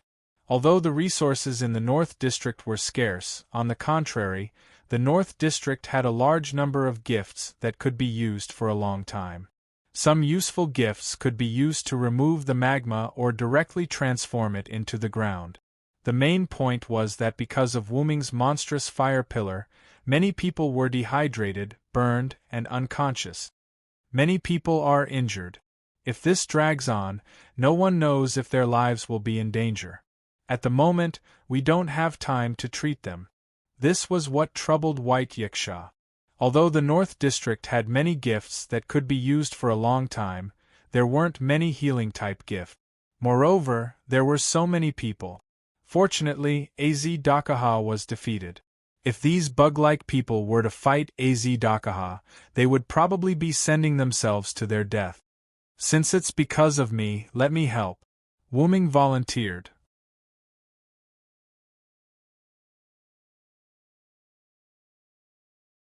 Chapter 877.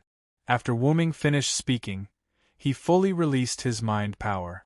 In an instant, it spread throughout the entire outer 54545, and he easily saw the wounded. There are so many of them? Even Wu-Ming was shocked. See? That's right, there are so many of them. White Yiksha sighed. You did give me a shock, but, as Wu-Ming spoke, he threw Vera, who had been obediently lying in his arms without speaking, into the sky. Ugh! Although Vera was not frightened, she still let out a whimper. Immediately after, Wu-Ming shook his body and light covered his entire body.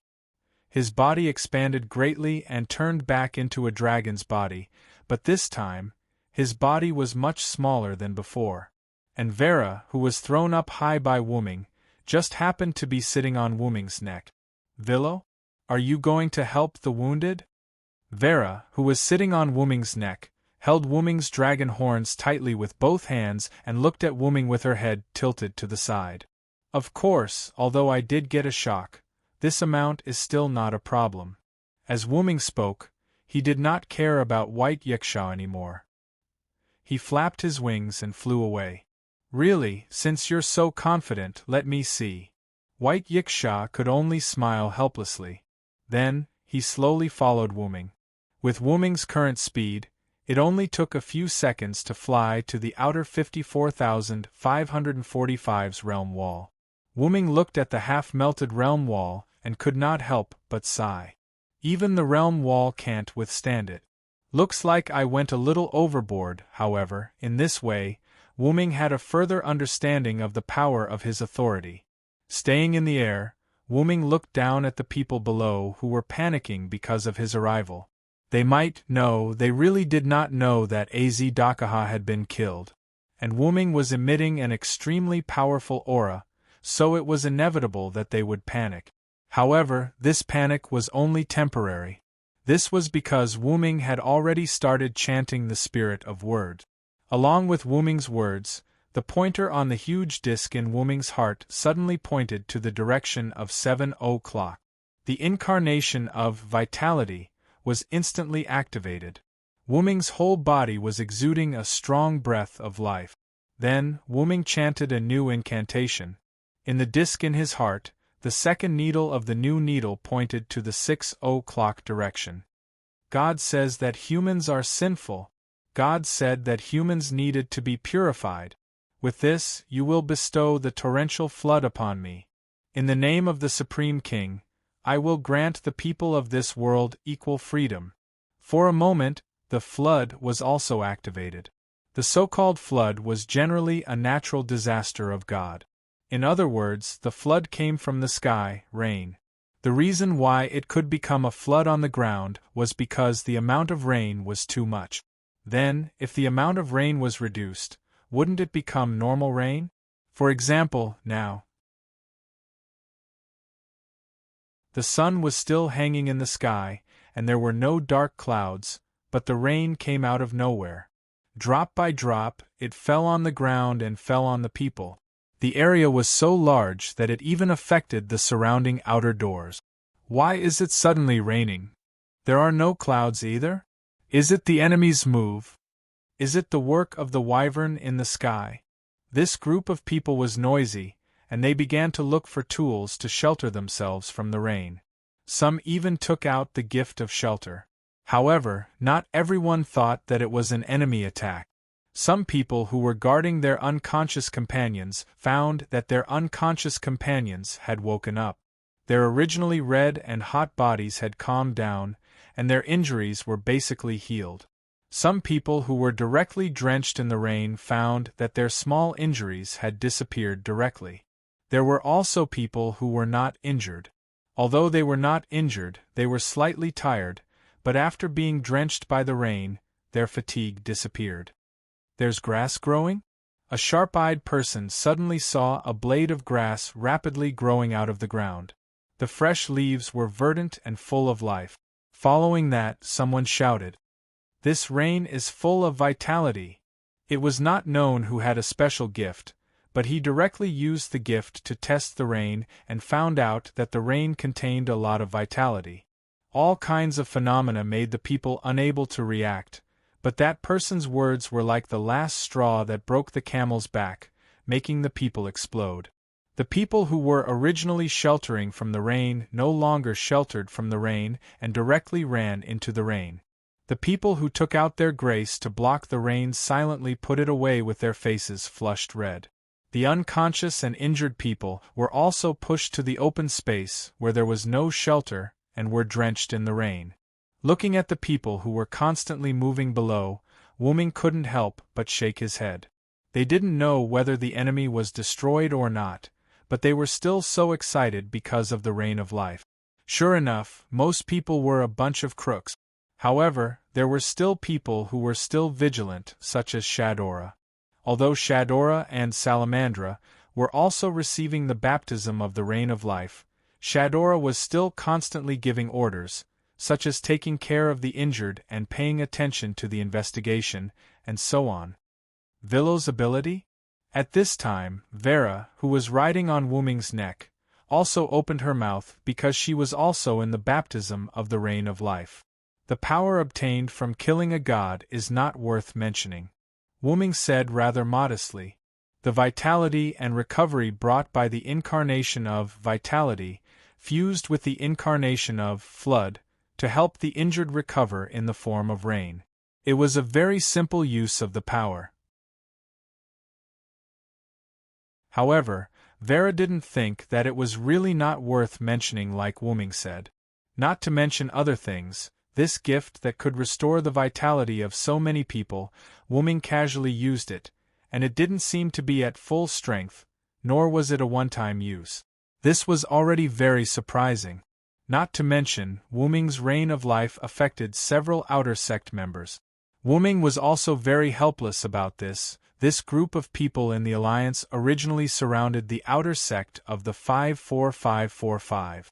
If he simply released the rain of life in one place, the people in other places wouldn't be able to receive it, so he had no choice but to increase the range of the rain of life. Anyway, it didn't take much effort. In Wuming's view, it was just an apology for burning the entire outer sect of the 54545. However, Wuming forgot that at that time the Black Mud Cave occupied the entire outer sect of the 54545. Even if he didn't burn the entire outer sect of the 54545, he still had to clean it up afterward. As expected of you, You've really broadened my horizons once again.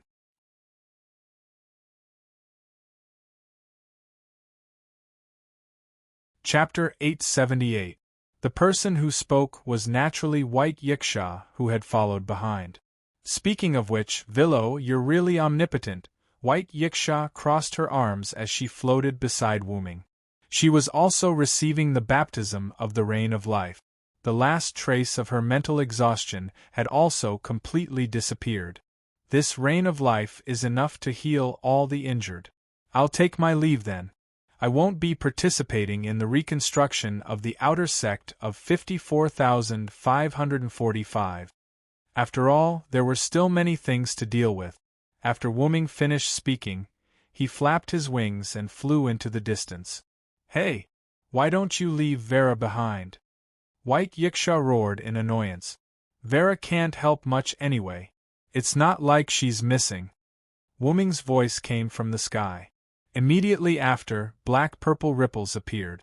Wuming and Vera's figures disappeared. Seriously, my role is really just to clean up this Villo's mess. Although her tone was helpless, White Yiksha wasn't dissatisfied. After knowing that absolute evil had broken through the seal, she had thought of many endings. Now, all she had to do was sacrifice land and towns to kill absolute evil. It couldn't be better. Moreover, other than a small number of people who died because of the chaos at the beginning, there were basically no more casualties. Because of Wuming's reign of life, everyone's physical injuries and mental exhaustion had recovered. It could be said that everyone was happy. White Yiksha's mood was much better after eliminating absolute evil at such a low price. Even if she had to clean up someone else's mess, White Yiksha was happy. Go and make the final speech. After White Yiksha finished speaking, she flew down. After all, in the absence of Vera, only White Yiksha could make the final declaration of victory. At that moment, in a place far away that was not affected by the rain of life, a few people who were obviously Salamandra were carrying a person who had fainted from the ups and downs of the journey. They were still speeding up. Lord Mandela, we're almost at the next outer sect. You have to hold on. However, at that moment Mandela could no longer speak. Immediately after, Mandela's head tilted and he completely fainted. Lord Mandela? Between 399, 9999, and 4000000 was the place where the Fire Dragon's birth ceremony was held.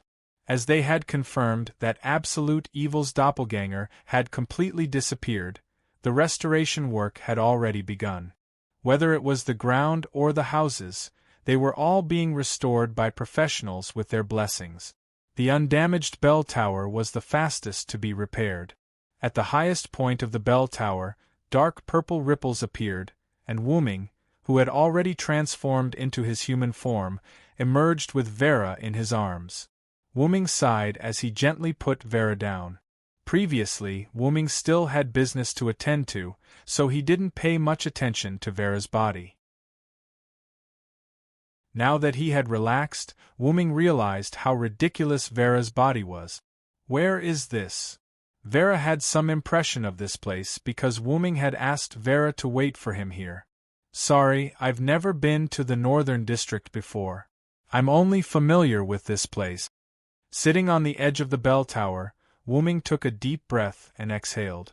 It had to be said that no one would come here. Moreover, at such a high place, the fresh but not cold air could also clear one's mind. Why did Villo bring me here? Imitating Wuming, Vera also sat on the edge of the bell tower, right next to Wuming. I wanted to tell you that Maxwell is dead. Wuming's words made Vera's body tremble, but it was only a slight tremble. Vera was clearly shocked. What, you don't believe me? Wuming put his hands on the edge and turned to look at Vera. Vera shook her head silently. I was just shocked. She wasn't shocked that Wuming killed Maxwell. Vera was shocked that she had forgotten the beginning. Vera only now realized that she and Wuming only wanted to deal with Maxwell in the beginning. When they met Maxwell in the outer gate of 54,545, Wu Ming signaled for Vera to leave temporarily and deal with Maxwell alone. Then, for some reason, the human final trial sealed under Raging Flame City was released. Raging Flame City, and even the entire outer gate of 54,545 fell into the territory. The entire outer gate of 54,545 also turned into AZ Dakaha's Demon Denver. After that, Vera and the surrounding outer gate communities formed a not-so-good alliance. Vera really didn't know what to do next. She did have many methods, but when facing the black mud, she couldn't use them, or they were completely ineffective. She believed that Wu Ming, who was still in the black mud den, would be fine.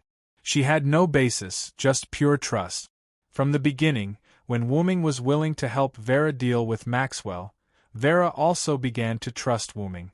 However, she was still worried. In the end, she could only pray that White Yiksha could come as soon as possible, or that the Sky Army of the upper echelons of the Box Court could come as soon as possible. However, who would have thought that Wu Ming would be able to kill absolute evil? Moreover, he had used so many amazing moves. Even White Yiksha's understanding of Wu Ming was renewed. Vera, who didn't know as much about Wu Ming as White Yiksha, also had a renewed understanding of Wu Ming. Therefore, Vera wasn't surprised that Wu Ming, who could kill absolute evil, could also kill Maxwell. "Don't you want to know how I killed Maxwell?" Wu Ming was a little depressed. "No." Vera shook her head hard. The existence of foul on her chest also shook a little. The corner of Wu Ming's mouth twitched slightly. He silently turned his head and no longer looked at Vera. "Maxwell is dead. You don't have to hide anymore." This was the message Wu Ming wanted to convey to Vera. In Wu Ming's opinion, a large part of the reason why Vera didn't have a fixed place to stay all day was because of Maxwell's pestering. Now, Vera could stay in the community obediently and take on the responsibility of being the leader of the community. However, why did Vera wander around all day? Vera was probably the only one who knew. Wu Ming suddenly thought of something and looked at Vera again. "By the way, Vera, Maxwell dropped a gift after his death. Are you interested?" It could be said that Vera helped Wu Ming lure Maxwell out. If they were to split the loot, Vera would definitely have a share. At that moment, Vera shook her head frantically. At the same time, Vera's chest trembled. Okay, I got it." Wu Ming, who turned his head again, sighed. Sure enough, even if Maxwell was dead, Vera still didn't want to have anything to do with him. Then, the gift that Maxwell dropped could only be enjoyed by Wu Ming alone. Then, Wu Ming turned his head again to look at Vera. "I'll send you home." After all, Vera shouldn't have returned to her community for a long time. It just so happened that she could go back now. Home? Not knowing what to think, Vera smiled and nodded.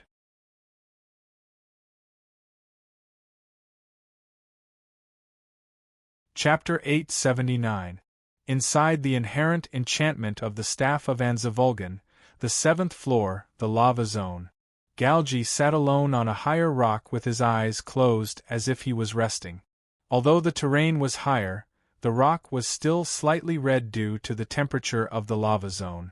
Not only that, but the surrounding temperature also made Galgi quite uncomfortable. Helplessly, he could only silently half-activate the simulated another cosmology to resist the heat of the rock and the surrounding temperature. At this moment, there was a spatial fluctuation around Galgi. A black-purple ripple appeared, and Wu Ming jumped out from it. After sending Vera off, Wu Ming immediately came here. He had something to discuss with Galgi. "You don't look too bad," Wu Ming joked with Galgi. Galgi opened his eyes and looked at Wu Ming, his eyes full of shock and fear. He didn't know what he saw and couldn't remember it at all. It was as if he had seen something beyond his level. His brain began to tremble, and his body began to feel uncomfortable as if he was about to explode and die. Galgi subconsciously cancelled the half-activated simulation of another cosmology, bent over, and kept retching.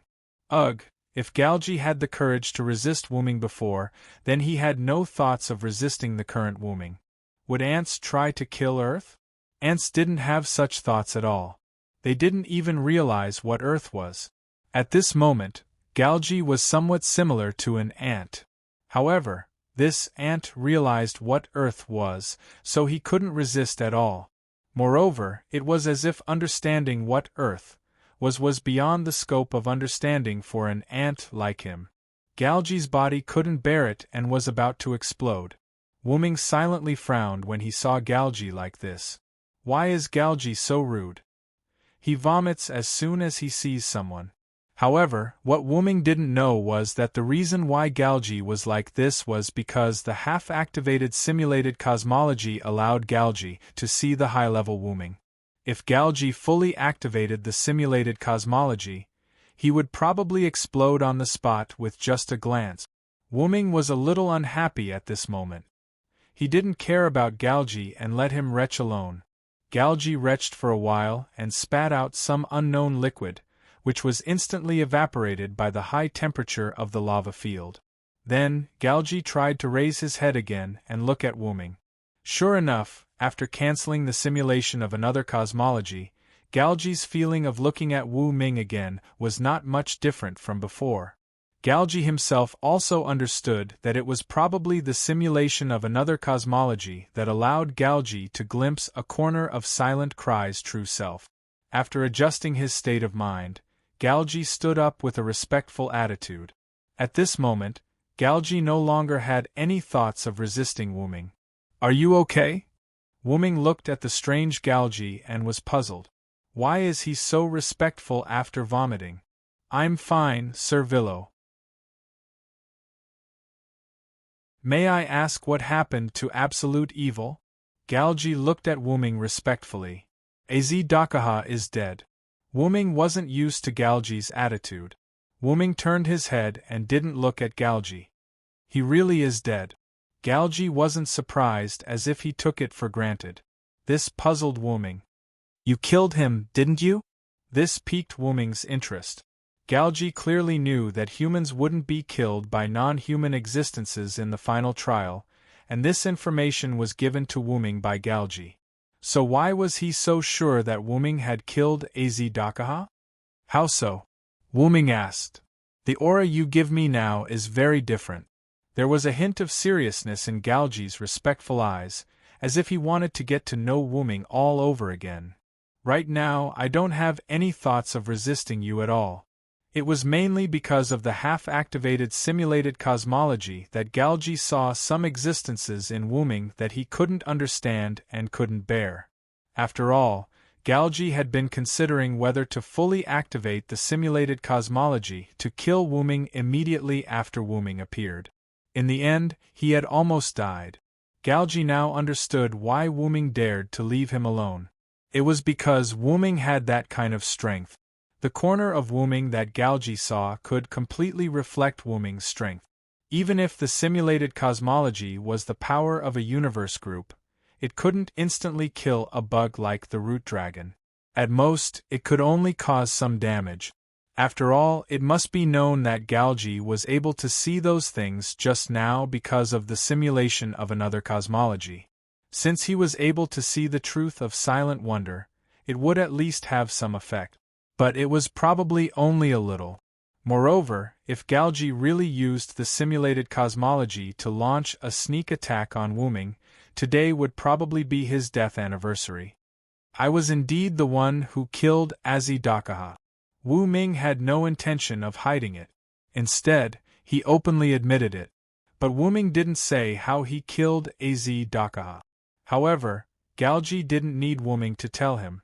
What a joke. He almost died just by looking at Az Dakaha, so how could it be difficult for Az Dakaha to deal with absolute evil? Immediately after, Wu Ming said, "By the way, Maxwell is also dead." Galji was taken aback. Before the battle with absolute evil, Wu Ming clearly told Galji that Maxwell was captured by Wu Ming. And now, Galji and Wu Ming had only met for less than a day, and Galji was told by Wu Ming that Maxwell was dead. No matter how one looked at it, it was full of contradictions.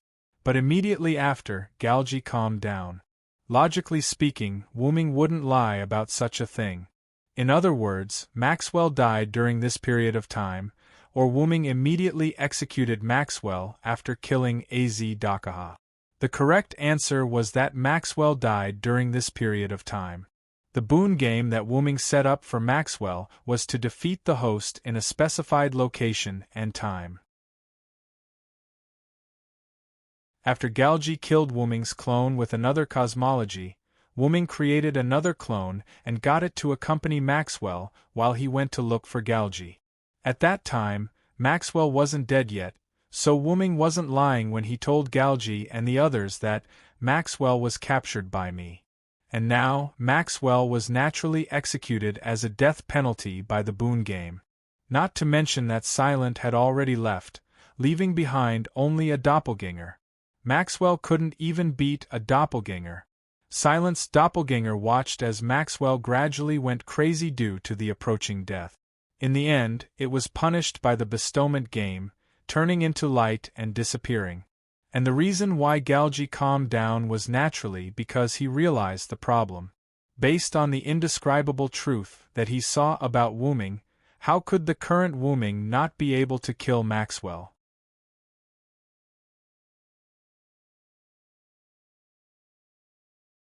Chapter 880.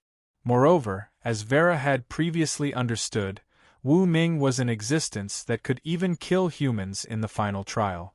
How could he not be able to deal with a mere 4-digit number of demon kings? I understand.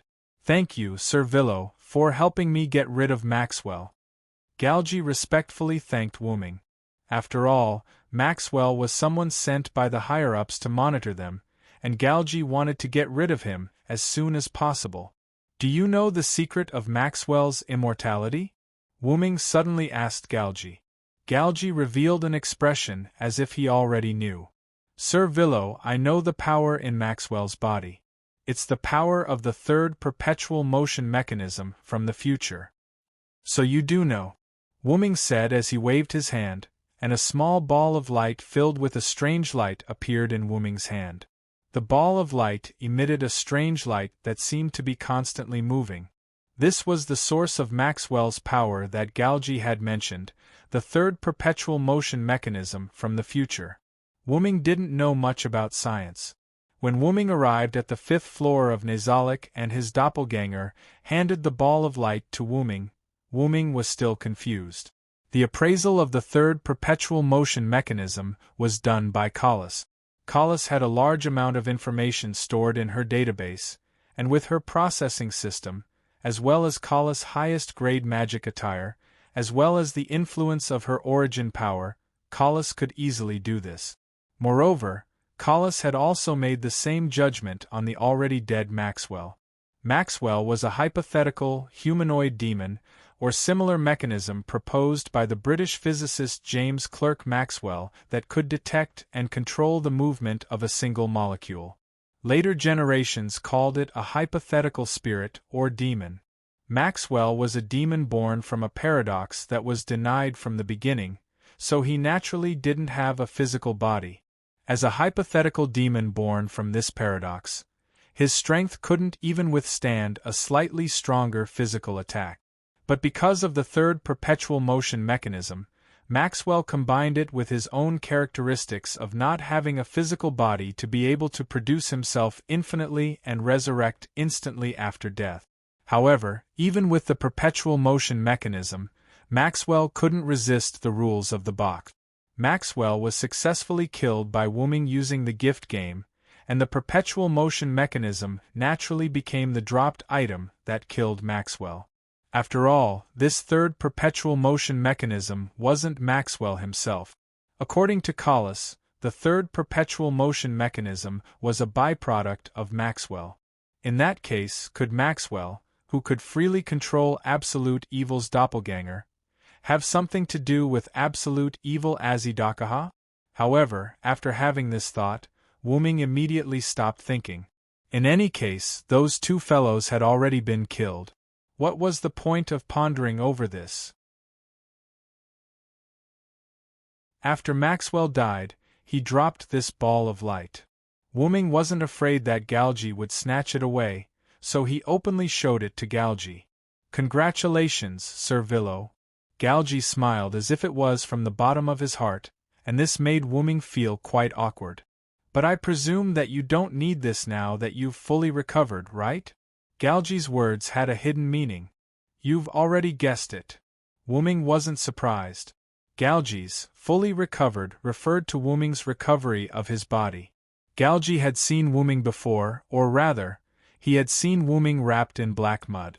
Although he didn't know where he had seen it, Galji was completely certain that he had seen Wu-Ming's body before. Moreover, Galji's mind wasn't the same as 16 nights. After calming down, he probably realized that Wu-Ming, who killed absolute evil, had already retrieved Wu-Ming's body. And if Galji had really seen Wu-Ming's body, he would naturally understand that Wu-Ming didn't need the third perpetual motion mechanism that much. "You want it?" Wu-Ming looked at Galji with a playful expression and tossed the 2 balls of light in his hands. "To tell you the truth, we've already figured out Maxwell's nature. We originally planned to kill him after this incident."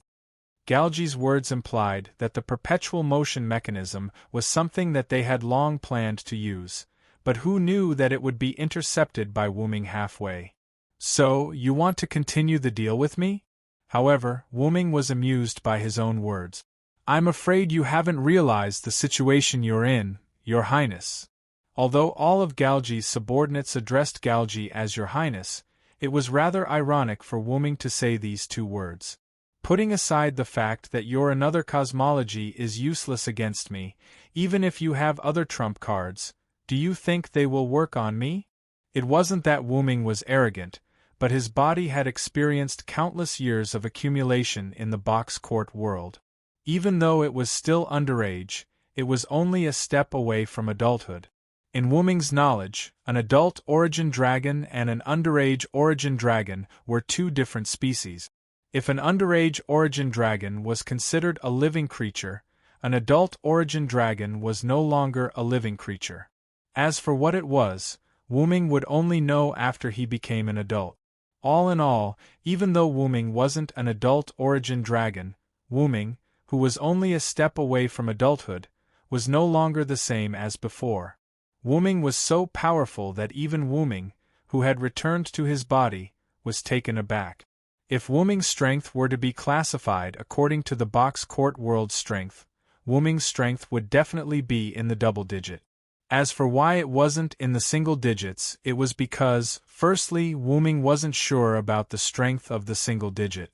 Secondly, Wu-Ming's strength might have exceeded the single digits and reached an unmeasurable level. If it were an adult Wu-Ming, there wouldn't be a need to worry because an adult origin dragon would definitely exceed the single digit. But it was also important to clarify that Wu-Ming's hypostasis had only become an existence in the double digit.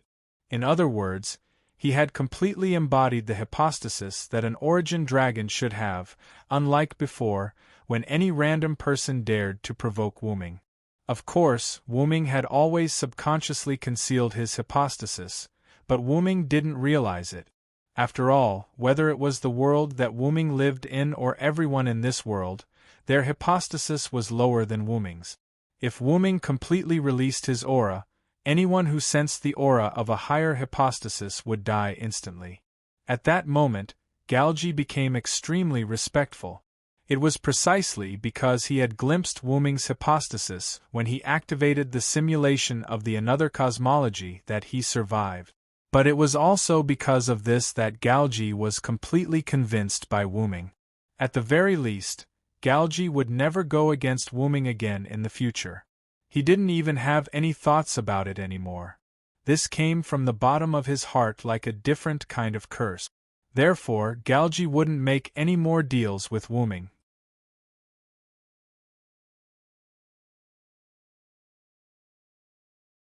Chapter 881. You're wrong, Lord Villo. What I meant was that you can use this on your subordinate. Galji smiled and shook his head. If it was the old Galji, he might have tried to make a deal with Wu-Ming. However, after being affected by Wuming's hypostasis, he had no intention of taking advantage of Wuming or even making a deal with him. Of course, the prerequisite is that you have to ensure your subordinate's loyalty. However, Wuming looked at Galji strangely. What's wrong with this guy? Master, I'm afraid he saw your hypostasis and was affected by you. Kalas directly spoke to Wuming in Wuming's mind. Did he pry into my status? Wuming immediately thought of Pest. He didn't know what Pest had seen when he was summoned, but his attitude toward Wuming had completely changed. Unlike Galji's respect, Pest's attitude toward Wuming was one of extreme fear. Pest could see Wuming's true self because he had established a master-slave relationship with Wuming. However, how could Galji see his true self? My aura is indeed suppressed, isn't it, Kalas? Wuming asked Kalas. Since Wuming had just returned to his body, he might not have gotten used to it yet. Thus, Wuming had Kalas monitor his condition. Master, your aura has been subconsciously suppressed by you. It doesn't seem to have been released. Kalas had indeed been monitoring Wuming's condition, but Wuming had been subconsciously suppressing his aura all this time. Logically speaking, it shouldn't have leaked out. Could it be that the another cosmology simulation allowed Galji to see my hypostasis? Wuming thought about it. Perhaps only the another cosmology simulation could allow Galji to see his true self. Moreover, his current hypostasis wasn't something someone like Galji could withstand. The difference between the old Wuming and the current Wuming was like a balloon filled with slow air and a balloon filled with water.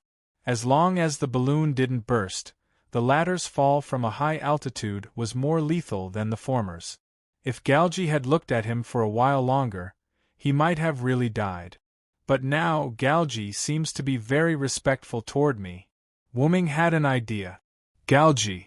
What is it, Lord Villo? Galji looked at Wuming. Tell me everything about the person behind you. That's right, Wu Ming was trying to use Galji's current state to get information about the person behind Galji. But Galji shook his head. Lord Villo, I'm afraid that won't do. It seemed that even if Galji was very respectful, he wasn't at the point where he would listen to Wuming's every word. Master, he clearly respects you because of your strength. Everyone knows that respecting the strong is common knowledge in any world. Kalas complained in Wuming's mind. I know. I just want to try. Wuming replied to Kalas in his mind with some regret. However, Wuming had other ways to get Galji to reveal information. Let's make a deal, Galji. You tell me everything about the person behind you, and I'll deal with them. Wuming's words made Galji's eyes light up. After all, when Galji first learned of Wuming's existence, he wanted to make a deal with Wuming. He would provide the information, Wuming would help him deal with the enemy, and he would gain his freedom. Although they had fallen out before, Galji, who was now affected by Wuming's status, was naturally shaken when he heard this deal. 210-5380 Outer Gate, No Name's Base Camp. At this moment, in No Name, Black Rabbit, Letitia, 16 Knights in Reverse, Jyo Asuka, and Kasuga Hikari stood at the entrance of No Name, ready to go. Run, Lily, and Pest stood at the entrance and watched the 5 of them leave. Black Rabbit, Letitia, when you reach the North District, you must take care of 16 Knights and the others. Run reminded Black Rabbit worriedly. I'll try my best, young Master Ren. Black Rabbit looked at the 3 problem children who were full of fighting spirit and wiped the cold sweat on his forehead helplessly. Although Letitia was also helpless, she still comforted Ren. Don't worry, Ren. Master is still in the North District. When the time comes, there's no need to worry about not being able to control these 3. What a joke. When we reach the North District, I must teach that bastard Villo a lesson. There's a demon king and he didn't call me. 16 Knights in Reverse was very excited. He looked like a wild horse that was about to explode. Same. Seconded. Jyo Asuka and Kasuga Hikari agreed in unison with 16 Knights in Reverse. The two of them were also people who wanted to see the world in chaos. Don't joke around, stupid adults. According to Lord White Yiksha, the Demon King this time is the absolute Demon King of one of the humans' final trials. That's one of the strongest in Hakata. If you continue to underestimate the enemy like this, Black Rabbit won't bring you along. Black Rabbit reprimanded from the side. These three problem children were too noisy. The enemy this time was clearly not easy to deal with. That's right, when White Yiksha went to the North District, he sent a letter to No Name. The content was that the seal of absolute evil had been broken. However, White Yiksha had been in the North District for a long time, and No Name had just reorganized their people and prepared to support the North District. It was completely because they could not make a decision. The main reason was that 16 Knights and the other two were too suitable for their identity as problem children. They clamored about fighting the Demon King. That was absolute evil, a Demon King with a 3-digit number. Even people with a 2-digit number did not dare to underestimate it. It was fundamentally different from the Demon King that 16 Knights and the other two had dealt with during their time in Hakata. If they let the problem children go, who knew what kind of trouble they would cause? They might even lose their lives. In the end, Black Rabbit and 16 Knights and the other two came to a compromise before they were ready to go. However, No Name was actually not too late.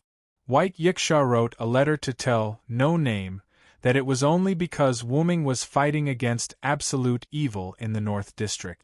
Most of the communities in the East District, more than 99% of them, did not even know that absolute evil had broken the seal in one of the humans' final trials. After all, when Glowing Flame Capital was attacked, many people did not know that absolute evil had broken the seal. Therefore, No Name was not too late. Seeing the three problem children obediently shut their mouths, Black Rabbit sighed again. Problem children were just too difficult to deal with. Right on the heels of that, Black Rabbit patted his face to encourage himself. Black Rabbit revealed a smile and raised an arm high. Then, everyone, let's go. It had to be said that Black Rabbit looked like he was going on a vacation. It looked like he had underestimated the enemy even more. The three problem children complained in their hearts. Right on the heels of that, the three problem children looked at each other and smiled tacitly. When they reached the North District, Black Rabbit would be completely useless. However, at this moment, a familiar voice entered everyone's ears. Where are you going?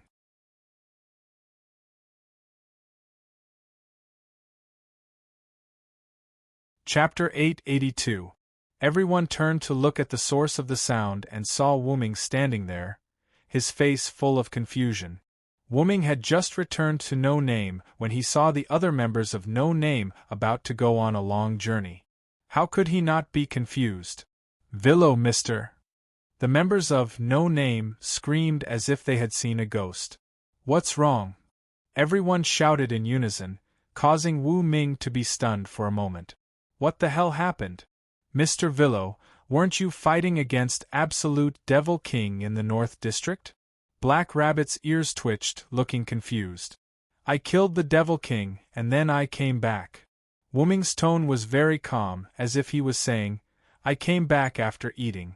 But everyone had different reactions when they heard this.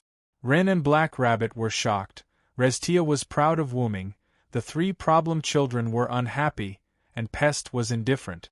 After that, Wu Ming shrugged his shoulders and no longer cared about his companions, who he didn't know what they were doing. He walked straight into the interior of No Name. I'll go back first. Wait a minute, Mr. Villo, that was Absolute Devil. How could you kill him so casually? Black Rabbit turned around and wanted to chase after Wu Ming, but because he was too excited, his footsteps were a little shaky. I didn't kill Absolute Devil casually, I fought with him for a day and a night before I killed him. Wu Ming replied without turning his head. Although he said that, it still didn't seem like it was difficult for him to kill Absolute Devil King. Furthermore, Reverse 16 Knights was very unhappy. Not bad, Mr. Villo, you actually took the big prize without anyone noticing. Reverse 16 Knights said as he suddenly jumped up and kicked at Wu Ming. Clatter, a golden chain suddenly emerged from Silent Cry's clothes like a cold spear. The sharp end of the chain was aimed at 16 Knights, who was trying to turn back. Realizing that the chain was not ordinary, 16 Knights did not choose to fight it head-on.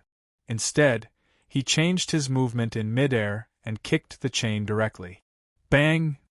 The deafening sound of steel colliding rang out, and the airwaves produced by the collision spread out, impacting everyone. This caused Black Rabbit and the others to subconsciously raise their hands to resist the airwave. At the same time, Wu Ming's aura changed and a tyrannical aura enveloped everyone present. However, the aura disappeared in an instant and everyone felt as though they were hallucinating.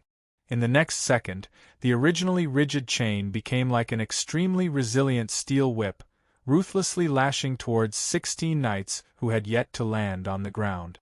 16 Knights reacted instantly and kicked the golden chain.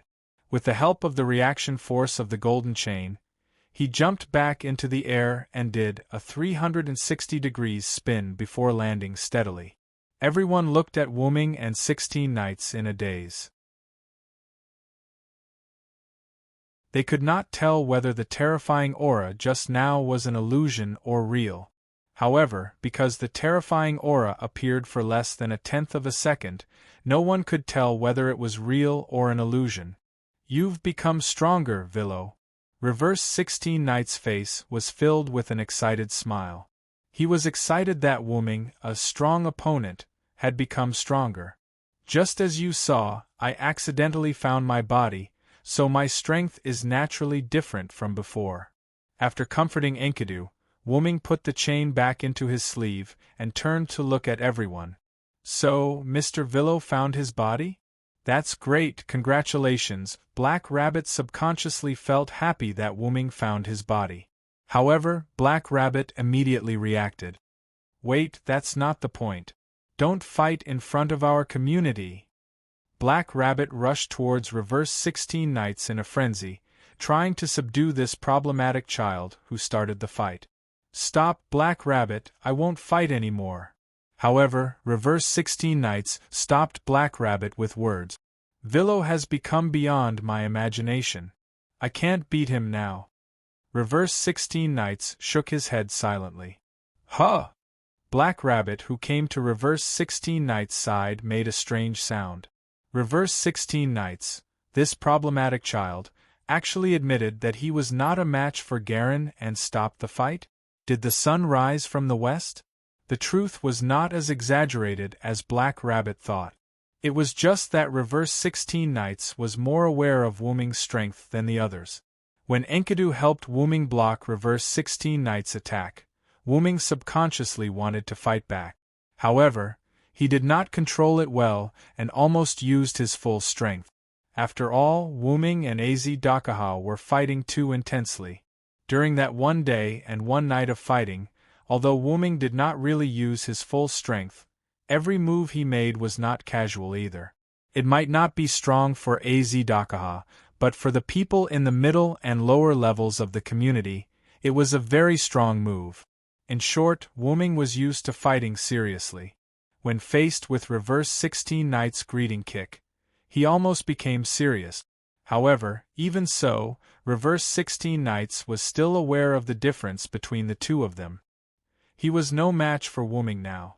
Reverse 16 Knights was not someone who did not know when to back down. He still had some self-awareness. Moreover, this was just Reverse 16 Knights' greeting to Wu Ming. He did not have any intention of fighting Wu Ming properly. Even if he did, he would not fight in front of so many people in no name. Therefore, it was impossible for them to fight. Black Rabbit was worrying too much. When I become stronger, let's fight again. Reverse 16 Knights revealed an unruly expression and looked at Wu Ming with joy and anticipation. No, it's too troublesome. After Wu Ming finished speaking, he turned around and walked into No Name again. Reverse 16 Knights did not mind and followed Wuming into No Name. After all, if they really wanted to fight, it was not something that could be rejected just because one of them was unwilling. Wait a minute, Mr. Villo, you have to explain the matter of the Absolute Demon King, Black Rabbit said and immediately chased after Wuming. Let's go everyone, it's time to go back, Letitia said and walked back into No Name. In the end, our anticipation was in vain. Not good. Jiuyuao and Haruai Hiroyuki looked at each other helplessly and followed Letitia for a while. Ren looked around. Other than himself, only Pest was left. However, before Ren could say anything, Pest snorted coldly and silently walked into No Name. Ren smiled awkwardly and walked into No Name unhurriedly.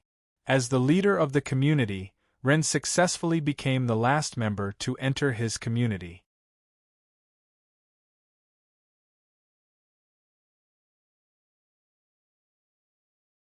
Chapter 883. In the No Name chat room, everyone sat together and chatted with Wuming. They learned about absolute evil bit by bit from Wuming. So that's how it is. Mr. Villo has experienced quite a lot of things along the way. Black Rabbit pointed at several things that Wuming said. Fighting with the Undying Demon King, fighting with the heroes born in the apocalypse, and finally fighting with the humans in the final trial. I'm jealous. 16 Knights wished he could replace himself with Wuming to experience all that. 16 Knights was excited just by thinking about it. Who knew how happy Wuming, who had experienced all that, would be? But that's only for Villo. If it were us, our lives would be in danger. Jiuan Feinyao held her teacup and took a sip gracefully. Letitia said, agreeing with Jiuan Feinyao's words. Yes, Feinyao is right. Other than Maxwell, whether it's Galgi with his another cosmology or absolute evil in the final trial, they are all very strong enemies for you. Even I would have a hard time winning against them. 16 Knights, on the other hand, didn't care. How would I know if I don't try? I have to see it with my own eyes before I comment. The more dangerous the enemy, the more he liked it. After all, they were problem children. I just didn't expect that Galgi would have another cosmology. It's really surprising. Ren was quite concerned about Galgi, who looked to be the same age as him. By the way, what's this another cosmology? Jiuan Feinyao raised a question. Oh right, Miss Feinyao, you guys have just arrived at the box court. I'm afraid you guys don't know about another cosmology. It seemed like Black Rabbit wanted to explain. To put it simply, it contains the powerful gift of cosmology. It can be infinitely magnified to interfere with the powerful forces of the outside world. Every another cosmology is unique, which means that every another cosmology has different abilities. Jiuan Feinyao nodded thoughtfully. Simply put, it's an extremely powerful gift? You can think of it that way, Miss Flying Bird. However, another cosmology is much more precious and powerful than ordinary gift. After all, Black Rabbit did not simulate the another cosmology and could not explain it in detail. It could only give Long Flying Bird a general understanding. Wuming interjected. It is said that the existence with the simulated cosmic atlas has the potential to become the center of a group of God. Because of the power of the simulated cosmic atlas, I am afraid that only those with the simulated cosmic atlas can compete with it. Wuming recalled how Galgi had killed Wuming's doppelganger by forcibly activating the simulated another cosmology. It could be said that if it was not Wuming's doppelganger that was killed, but the spiritual base body, that blow would have also killed Wuming's spiritual base body. Therefore, in Silent's opinion, to fight against that kind of power, unless they also have the simulated cosmology, they can only fight against it without the simulated cosmology. Otherwise, only Silent, the bug, can fight against it without the simulated cosmology. Interesting. A simulation of an alien cosmology. 16 Knights Reversal smiled, but no one knew what he was thinking. However, Black Rabbit was frightened by 16 Nights' reversal smile. 16 Nights, San, don't think too much. Black Rabbit has a feeling that you will do something.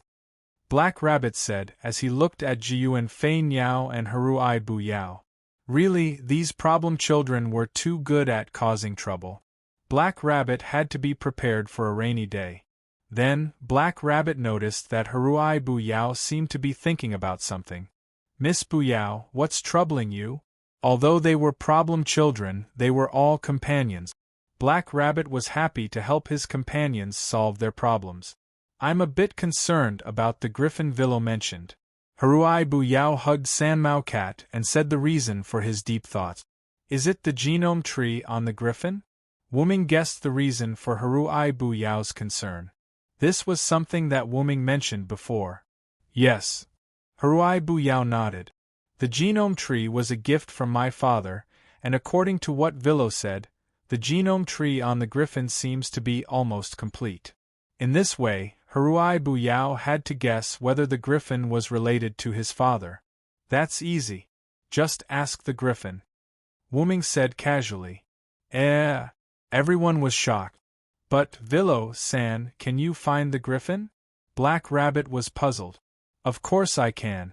Galji's group is still trapped in my inherent barrier. Wuming explained and then looked at everyone innocently. Didn't I say that? You didn't say that. Everyone shouted at Wuming in unison. Vilo, I really didn't know that you're actually a natural airhead. 16 Nights crossed her arms and looked at Wuming jokingly. Ahem, in short, Galji's group is locked up by me. I didn't have time to hand them over to White Yiksha. If you want to talk to the griffin, I can do it at any time. Everyone looked at Haruai Bu Yao. Finally, Haruai Bu Yao looked at Sanmao Cat in his arms and nodded. Nasalix Inherent Barrier, 6th Layer, Forest. When Galji's group was locked up in Nasalix Inherent Barrier by Wuming in the form of a gift competition, they were all separated. Galji was in the lava area of the 7th layer, Aurora was in the underground lake of the 4th layer, and the unconscious Ling was directly thrown into the wilderness of the 8th layer by Wuming. The seriously injured Glea was taken care of by Wuming and placed in the forest area of the 6th layer. And it turned out that the griffin could indeed settle down in the forest. Glea, who had woken up from his coma, was lying quietly on the ground at this moment to avoid physical exhaustion. Although it was very weak, Glea's injuries were indeed recovering. In short, it was better than nothing. I wonder how His Highness and the others are doing. Glea muttered to himself. Glea, who had woken up from his serious injuries, saw the contract document in front of him at a glance and knew that he was trapped in a place that was not a forest. I'm afraid it's some kind of personal space, Grove thought. After all, there were many people who had such a space in the box court world. Basically, it was used to hold gift competitions. At this moment, he was obviously trapped in the gift competition, so Grove guessed that this was Wuming's personal space. I wonder how His Highness and the others are doing. Grove didn't know if His Highness and the others had escaped, or if they were captured like him. But right now, it was more important to recover from his injuries, so Glea simply lay down here peacefully. However, at this moment, there was a fluctuation in space, and two extremely obvious figures appeared not far away from Glea. Glea couldn't help but be vigilant.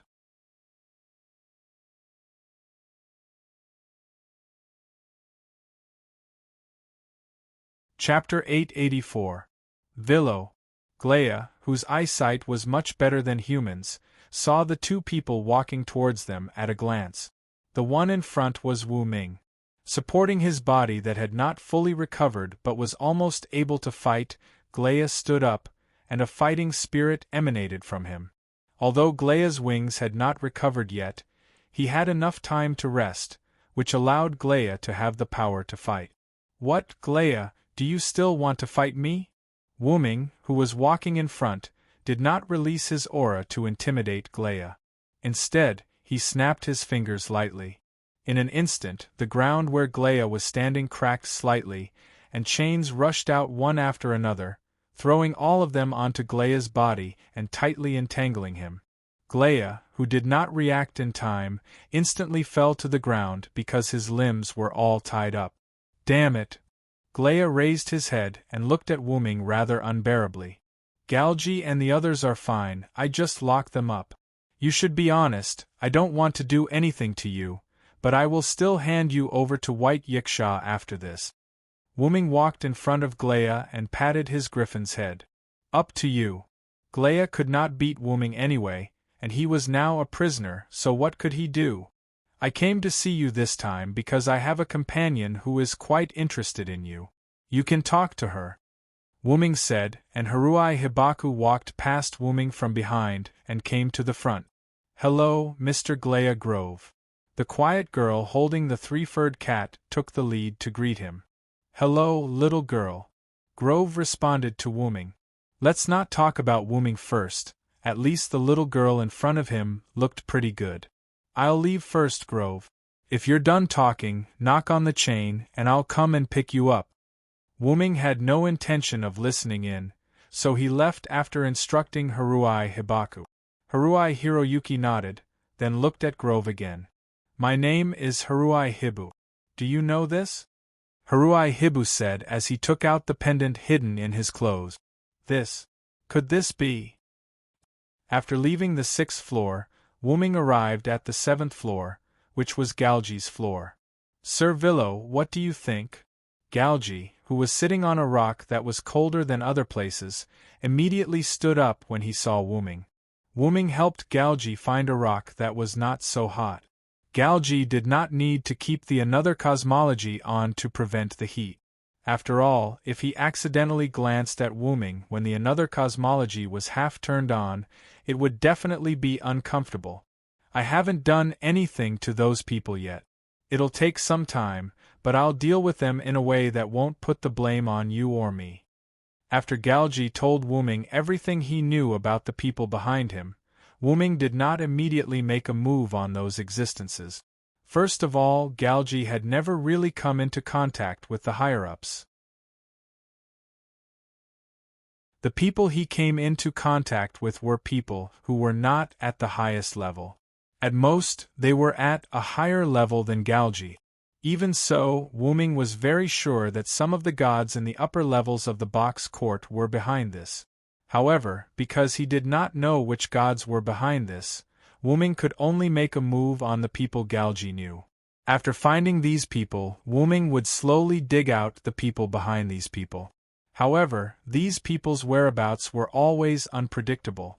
Wu Ming could not find them at the moment, but Wu Ming had a way.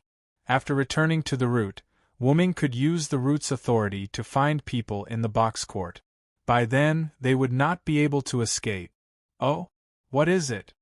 Galji was quite interested in the method Wu Ming had prepared. Not only could he deal with those people, but he could also do it without exposing his identity. However, Wu Ming had no reason to tell Galji that it would be the same even if Galji's attitude toward him became slightly more respectful. You don't need to know that. Then, Wu Ming snapped his fingers. A golden chain extended from Wu Ming's sleeve and bound Galji. It was the celestial lock. The celestial lock was infinitely long. It could still be used after binding Galji. Although Galji did not recognize the chain's true identity, he knew it was a divine spark weapon. Lord Villo. Galji did not resist, but he was a little puzzled by Wu Ming's actions. He was trapped in Wu Ming's game of gifts and could not break free. There was no need to use a divine spark weapon to tie him up. I'm going to hand you over to White Yiksha, so I need to do this. As Wu Ming spoke, he reached out and pierced Galji's body. He did not want to kill Galji. When Wu Ming stabbed Galji, a ripple appeared in front of him. Wu Ming only reached his hand in. Wu Ming found what he wanted without much searching. Then, Wu Ming fished out a slightly curled piece of parchment appeared in Wu Ming's hand. It was the contract scroll that Wu Ming used to force Galji into a gift match. Game name of gift. Accumulated time contestants. Galgi, Aurora, Ringtone, Glea Grove Contestant Victory Condition 1. Stay in the designated venue, unlimited. Contestant Victory Condition 2. Defeat the organizer Contestant Defeat Condition. Leave the designated venue Contestant Defeat Punishment. Repeat the game Organizer Victory Condition. Defeat the Contestant Organizer Defeat Condition. The contestant wins oath. Respect the above content based on the glory, flag, and organizers. Authority hosts the gift game. Originate God seal. That's right, it was such an unsolvable contract document. Not to mention the victory condition, the failure condition was obviously problematic. This obviously did not allow Galgi to leave here, even if he had a way to leave, because the failure penalty was to repeat the game. In other words, if Galgi and the others used their own way to leave the designated venue, which was Wuming's inherent enchantment, then they would fail, and the failure penalty would make them return here again. The only way was to defeat the organizer. However, after Wuming locked them here, he did not care about them anymore. Wuming only met Galgi twice, and Wuming did not even see the others, let alone defeat them. And this was not against the rules. After all, there was no rule that the organizer could not leave the designated venue, so this unsolvable gift game essentially became a gift game that restricted the movements of Galgi and the others.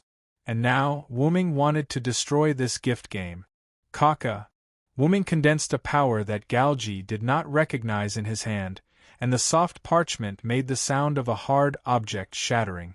Wuming was using the source power to destroy the gift game. As long as the gift game was destroyed, Galgi and the others could be freed from the shackles of the gift game. As for why he did not pause it, after all, deleting and pausing were two different things.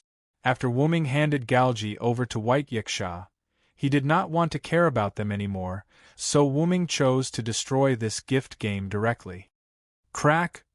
With Wuming's continuous force, the entire parchment shattered.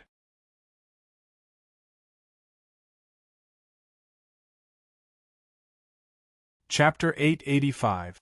Snap! Wuming snapped his fingers and two figures instantly appeared beside Galgi. It was Aurora and Belle. Your Highness! Although Ling was unconscious when he caught her, it had been a long time since then, and she had already woken up. You paused our game of grace? Aurora stood vaguely in front of Galgi and looked at Wuming with vigilance. Sir Villo didn't pause the game. He directly destroyed the forced game of grace, Galgi answered on behalf of Wuming. Although Aurora and Belle were shocked that Wuming could destroy the game of grace, they were more shocked by Galgi's attitude toward Wuming. Your Highness! Aurora and Belle were puzzled by Galgi's attitude. Why was he so respectful? Belle, Aurora, you must correct your attitude as a prisoner. Galgi looked at the two of them and gestured for them to not act rashly. I made a deal with your Highness. I will help him deal with the enemy, and he will willingly be handed over to White Yiksha to be imprisoned. Waving the heaven lock in his hand, Wuming explained to the two of them. Although Aurora and Belle were a little surprised, it was not impossible to accept after thinking about it carefully. After all, if it was a deal of this level, His Highness would still be able to accept it. However, Wuming and Galgi's deal wasn't like this. However, Wuming wouldn't let Galgi off, and Galgi was aware of this, so he didn't expose Wuming's words. Besides, Galgi didn't know if it was due to Wuming's influence, but he thought through a lot while meditating on the 7th floor. How could dragging out an ignoble existence compare to living honorably? Galgi indeed had to pay the price for his previous actions. If not, wouldn't those who died indirectly because of him be wronged? He was a hero who appeared in the post-apocalyptic world, so he had to do something worthy of the name Galgi. And most importantly, Wuming would help him deal with the enemy. Therefore, even though he was about to be imprisoned, Galgi felt that he had gained freedom. Freedom from being dominated by others. Sir Villo is right. We're about to go to jail. I'm sorry for dragging you into this. Galgi looked at the two of them apologetically. What are you talking about, Your Highness? Since you want to go to jail, we will definitely accompany you. Grabbing the trapped Galgi, Ring shook her head. Aurora had the same idea. There was no need for apologies between them. The reason they had gathered together was because of Galgi. Since Galgi was going to jail, they would accompany him. Wu-Ming was very clear about this, so he only bound Galgi. After all, as long as Galgi was still there, the others wouldn't leave him. It was precisely because he knew this that Galgi said, "Sorry for implicating you," instead of "you can leave." Of course, even if they wanted to leave, Wu-Ming might not allow it. No, Wu-Ming definitely wouldn't allow them to leave. Although Galgi was the mastermind, Aurora and Ring's sins weren't small either, so they had to be punished. So, where's Glea? Aurora looked at Wu-Ming again. She and Ring had been summoned to Galgi's side by Wu-Ming using teleportation, but why wasn't Glea there? One had to know that Glea was seriously injured in order to block Wu-Ming's weapon salvo. Could it be Aurora and Ring suddenly felt sad? Both of them were guessing if Glea had died from his serious injuries. However, only Galgi looked indifferent because he knew very well that Glea must be fine. Wu-Ming wouldn't attack Glea, and without external influence, a griffin's vitality was very tenacious. It wouldn't die so easily. Don't worry. It's just because a companion in my community is looking for Glea for something. It's just that the discussion hasn't ended yet. Just wait a little. This made Aurora and Ring feel helpless. In this day and age, they still had to wait when they were sent to prison, but at this moment the celestial lock binding Galgi made a clanging sound. According to Wu-Ming's request, as long as Haruhibu Yao and Glea finished their discussion, they could knock on the heaven lock that bound Glea and send a message to Wu-Ming, asking him to pick her up. Although the interval was very short, there was no doubt that Haruhibu Yao had finished talking to Glea. My companion has finished talking to Glea. Wu-Ming snapped his fingers again.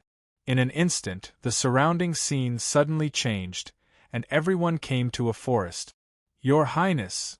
Glea's surprised voice entered everyone's ears. Glea and Galgi were also bound by golden chains, and there was a girl beside them. The girl was Haruhibu Yao. Elder Glea, are your injuries okay? Ring immediately ran to Glea's side, looking rather worried. Then, Aurora and Galgi followed. After all, Glea was indeed seriously injured at that time. Except for the wings that have not recovered yet, the injuries on my body have mostly recovered. Glea was right. At that time, he had his back facing Wu-Ming's attack. Therefore, as a griffin, his wings had suffered the most serious injuries. It's good that you're fine. At this moment, Galgi was also relieved. While Galgi and the others were talking, Wu-Ming also talked to Haruhibu Yao at this moment. How is it? Did you get anything you want to know? Haruhibu Yao thought for a moment and nodded, but then shook his head. This made Wu-Ming a little dumbfounded. Are you not satisfied with the answer? Wu-Ming guessed. Yes. This time, Haruhibu Yao nodded honestly. However, I'm already very satisfied to be able to talk to Glea. Haruhibu Yao showed a satisfied smile. It seemed that he had made friends with Glea. Wu-Ming, on the other hand, felt that Haruhi Hiroyuki was quite content. After all, not everyone has the opportunity to find clues when looking for something they want. Although Wu-Ming didn't know what Haruhibu Yao was looking for, Haruhibu Yao should be satisfied to be able to find a clue. Do you need my help? Whatever Haruhibu Yao was looking for, Wu-Ming would find it in an instant when he returned to the route. However, Haruhibu Yao refused. I can do it myself. Then, Haruhibu Yao's face showed a trace of unwillingness to admit defeat. As expected of a problem child. At this moment, Wu-Ming could only smile helplessly. But it was also true that if it was something important to Haruhibu Yao, then it was better to let Haruhibu Yao do it alone.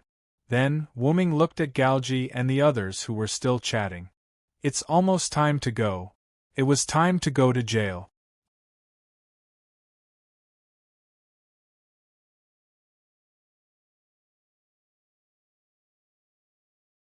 Chapter 886. North District, 54545 Outer Sect Ruins. At this moment, the magma lake had been artificially cooled.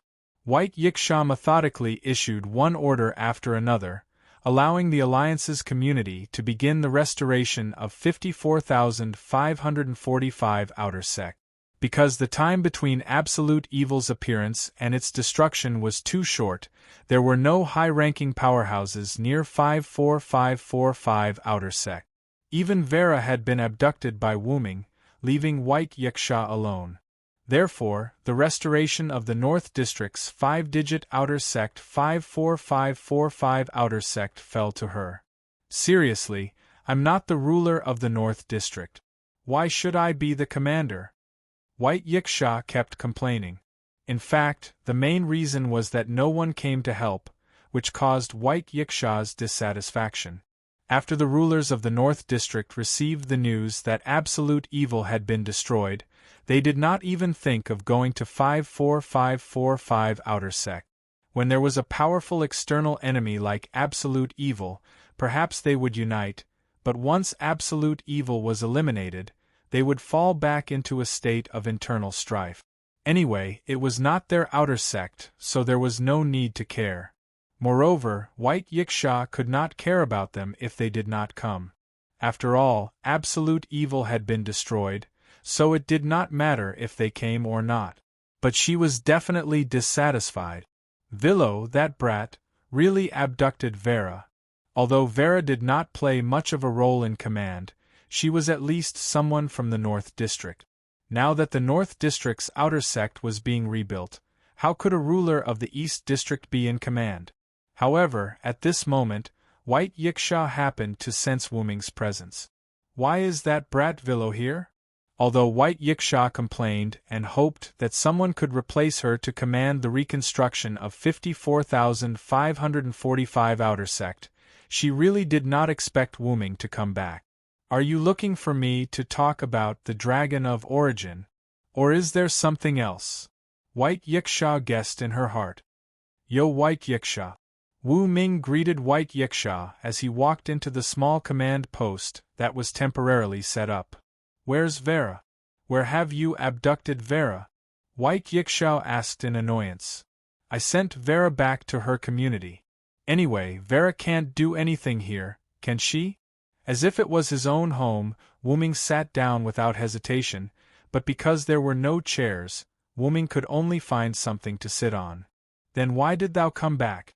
What's the matter? White Yiksha didn't mind Wuming's behavior. He was used to it. I'm here to hand Galji and the others over to you. As Wuming spoke, he extended his hand and a translucent ball of light appeared in his hand. Galji, Belle, Aurora, and Gria could be vaguely seen in the ball of light. This is just a simple sealing boundary formed by Lune runes. You should be able to open it easily. As for why he treated Galji like this, the three of them and a griffin were indeed not small. It was really not good to hand them over to White Yiksha. This way, they were sealed in a ball of light and handed to White Yiksha. It was also convenient for White Yiksha to carry them around. Thou is thoughtful. White Yiksha took the ball of light that sealed Galji and the others. He took out the gift card and the ball of light disappeared with a wave of his hand. After I'm done with this, I'll lock them up in the East Prison. It was reasonable to say that Wuming's mission was completed, but Wuming showed no signs of leaving. Is there anything else? I have to leave Hakata for a while. As if he was waiting for White Yiksha to say this, Wu Ming immediately answered after White Yiksha asked. It's not like thou has never left before, White Yiksha complained. Or are thou preparing not to come back for a long time this time? White Yiksha hit the nail on the head. After all, my purpose in coming to Hakata was to find my body. Since my body has been found, I should go and deal with my enemy. This enemy, Wuming referred to Gidia. Even without the Black Origin mud, Gidia was already considered a tyrant in the Type Moon world. With the Black Origin mud, it could be said that Gidia had become even more terrifying. Wuming was not afraid of an enemy like Az Dakaha, who only used the Black Origin mud as a weapon, but it was impossible for someone like Gidia to only use the Black Origin mud as a weapon. Simply put, it was the difference between a magician and a magician. Magicians only used magic as a weapon, but magicians would delve deeper into it. If Gaia were to delve deeper into the Black Origin mud and discover something that would allow her to completely master it, it would be very troublesome. Wuming had to take the initiative to attack Gidia before Gidia made a move. In that case, the reason thou came to find me is very clear. Without a doubt, Wuming wanted to ask White Yiksha about the Dragon of Origin before leaving. White Yiksha's expression became serious. With a light wave of her hand, the place where the two were changed. White Yiksha brought Wuming to a special space. In the distance was a large white snow mountain. Wuming and White Yiksha stood on a plain that resembled ice. A trace of light shuttled through the mountain range in the distance. In the distant horizon, one of the venues of White Yiksha's gift game. I don't know much about the Dragon of Origin. I can only provide you with some information. Putting away her usual playful expression, White Yiksha straightened her attitude and looked at Wuming. That's right. White Yiksha brought Wuming here to tell Wuming about the Dragon of Origin. That was a long time ago. It was so long ago that it was longer than my lifespan. As for why White Yiksha said that, it was because, when I first gained sentience, I accidentally saw the Origin Dragon. As if recalling the past, White Yiksha's aura became slightly in line with her age. That was at the end of the day. I didn't know how I discovered the other party. At the same time, the thought of "this is the Dragon of Origin" automatically appeared in my mind. Although the other party noticed me, it only glanced at me lightly. There was no emotion in its eyes.